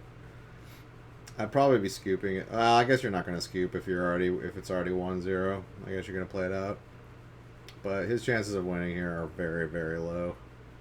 Like, extremely low. I'm half tempted to just fast forward.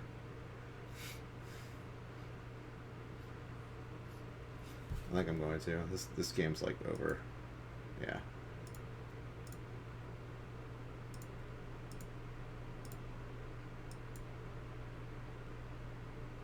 Alright, is this the Alright, we're not gonna watch the side games. Especially not Demir versus Demir. Of course that game's still going on. Fuck.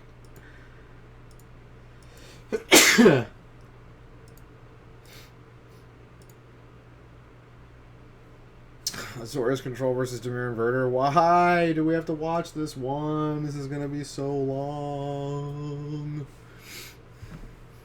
I mean, I like the Azorius deck, but I'm sick of watching Inverter, man. Sick of it.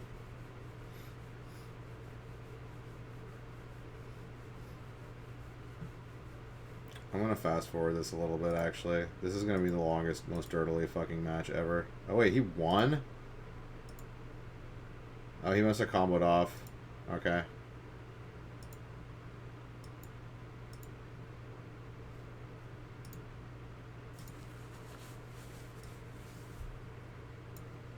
Are you to see sideboard? No? Okay.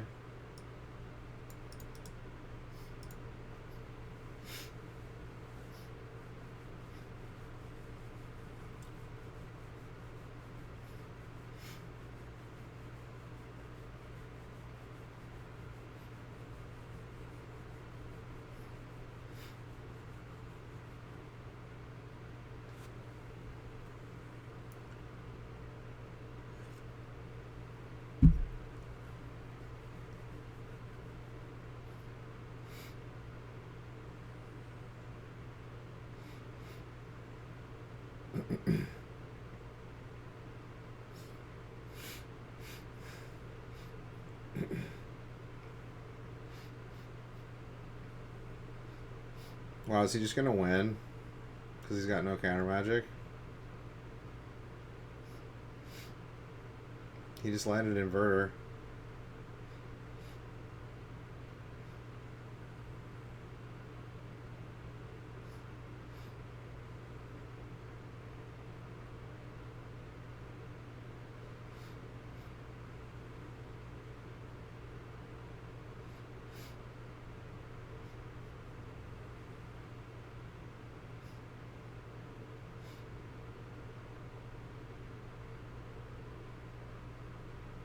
Wow, he just got 2-0'd in 18 minutes. Holy shit. Feels fucking bad, man. Feels fucking bad. He's shaking his head. I'd be pissed too. He just runs it out. Did he see his hand before?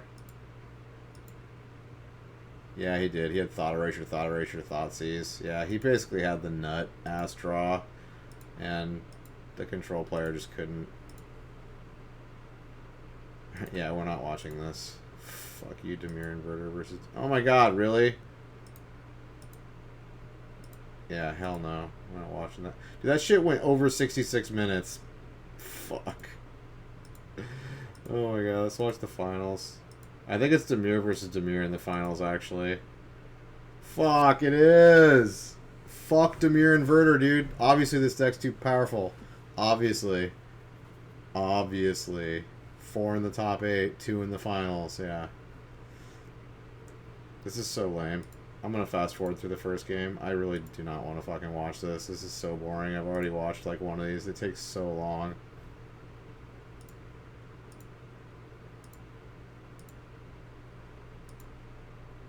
It's the most boring, like...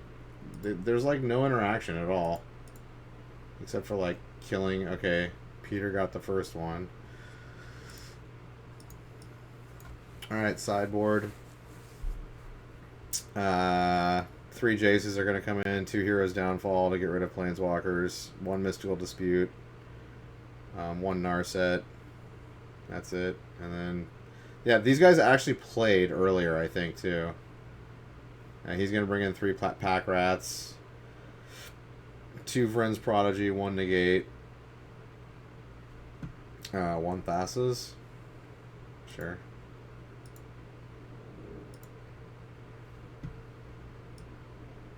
What a depressing finals. I need to ban Inverter big time. Ooh, we got Pack Rat. We got Pack Rat going off.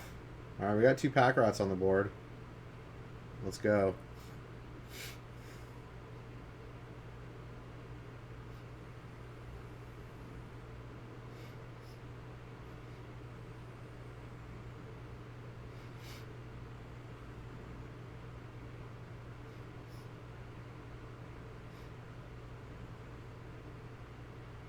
Seriously, like, Demir Inverter, like, won all the quarterfinals games. And both semifinals games. Gross. Get out of here. Get the fuck out of here, Demir Inverter.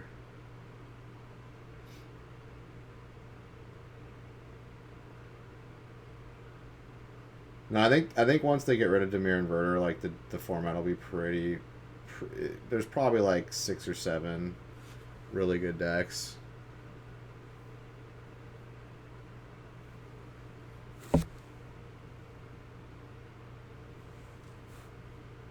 Maybe more.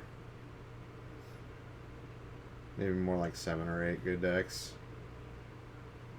But pretty good. That's pretty wide. Like 7 or 8 decks is pretty wide. I mean, it's wider than like standard ever is. Standard's usually like at the most like 5-ish, maybe 6 decks at the very most. And then you got Modern, which is like, can be a lot more than that.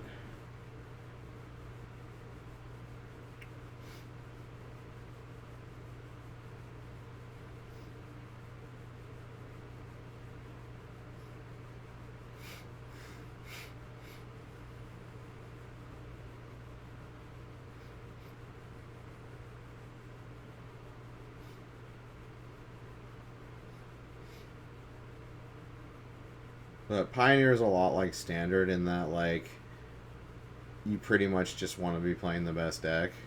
Like, there's not enough decks that you need to know, like, the ins and outs of to, like, beat them. Like in Modern and Legacy, how there's, like, a lot of decks. So it's like Standard, you pretty much just want to be playing the best deck. Or the deck that beats the best deck. Is pretty much your 2 options, if there is a deck that... like a meta deck that beats the best decks and loses to like the frenzy decks. All right, we got 3 pack rats. We got 3 pack rats. Is he going ham, dude, with pack rat? Dude, I want him to win with pack rat right here.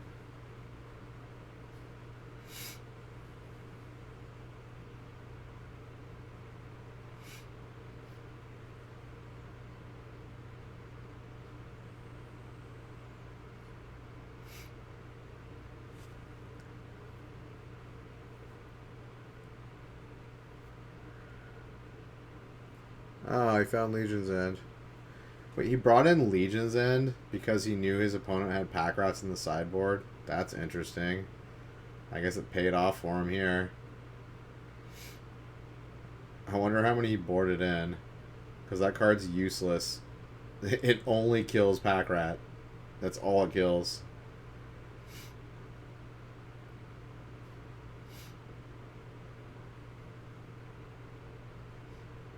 I think he's got 2 in the sideboard. If he brought both of them in, that's questionable. That's highly questionable.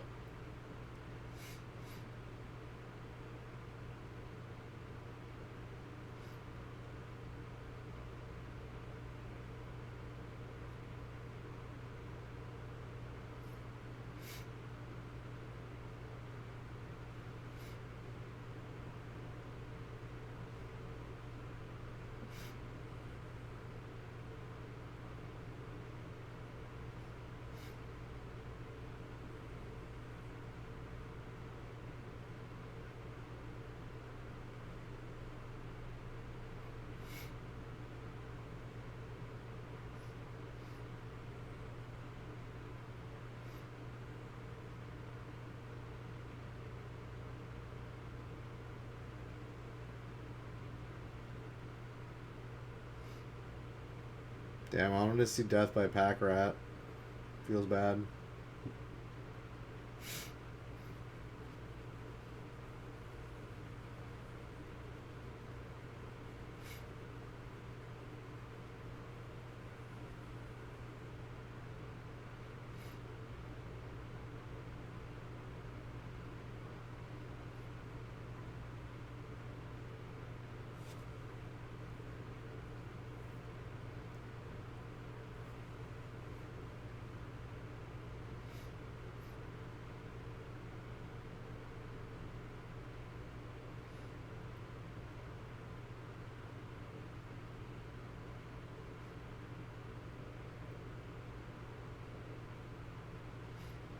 I wonder if Mono Black Devotion would actually be an okay deck. People have probably tried it.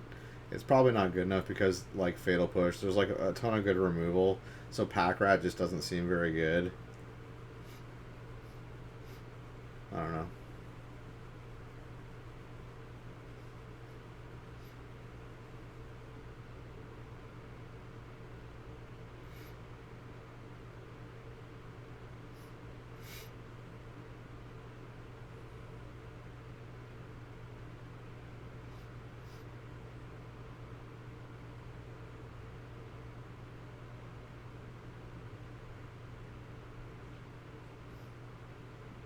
Ooh, the Whiffaroony.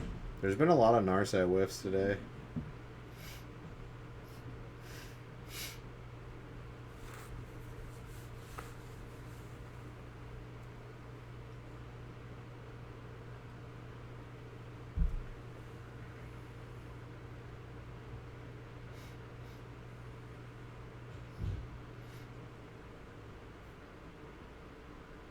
Yeah, I don't see Peter losing at this point.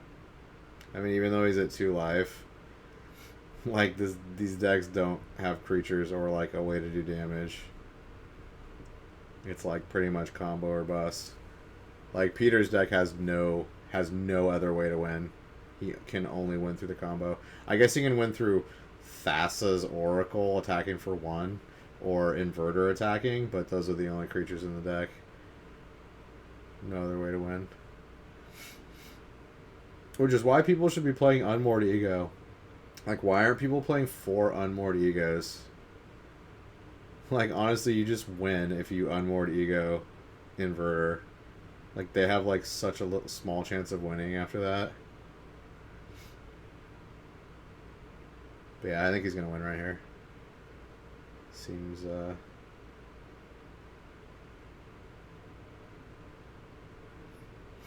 Seems pretty evident.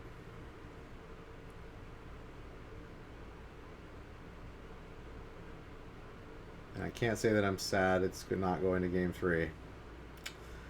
Who wants to watch more of this fucking matchup?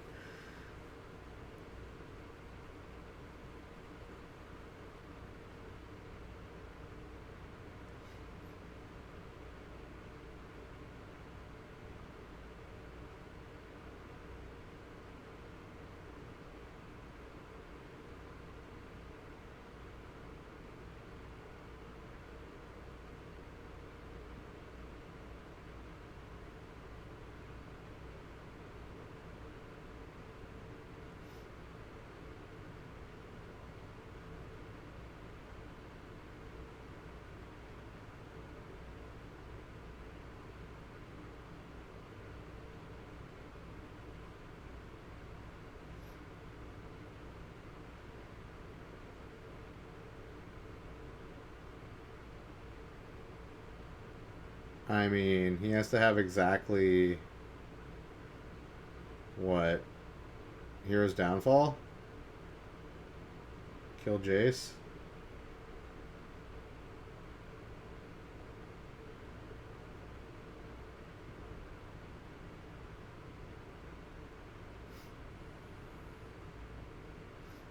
No, he's making him sweat hard.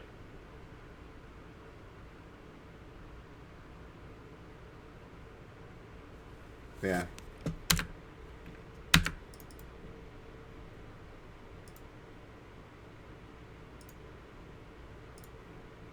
Yay, Demir Inverter wins again.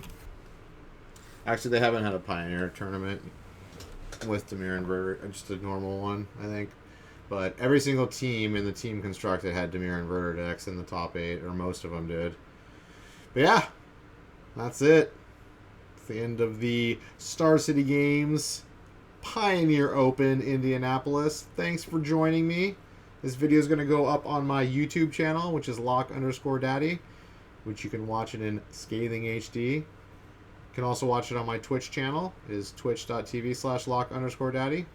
Follow me on Twitter, which is lock_daddy1 for all updates on my streaming endeavors. I do stream other things besides commentary. Come check me out. And yeah, catch you next time.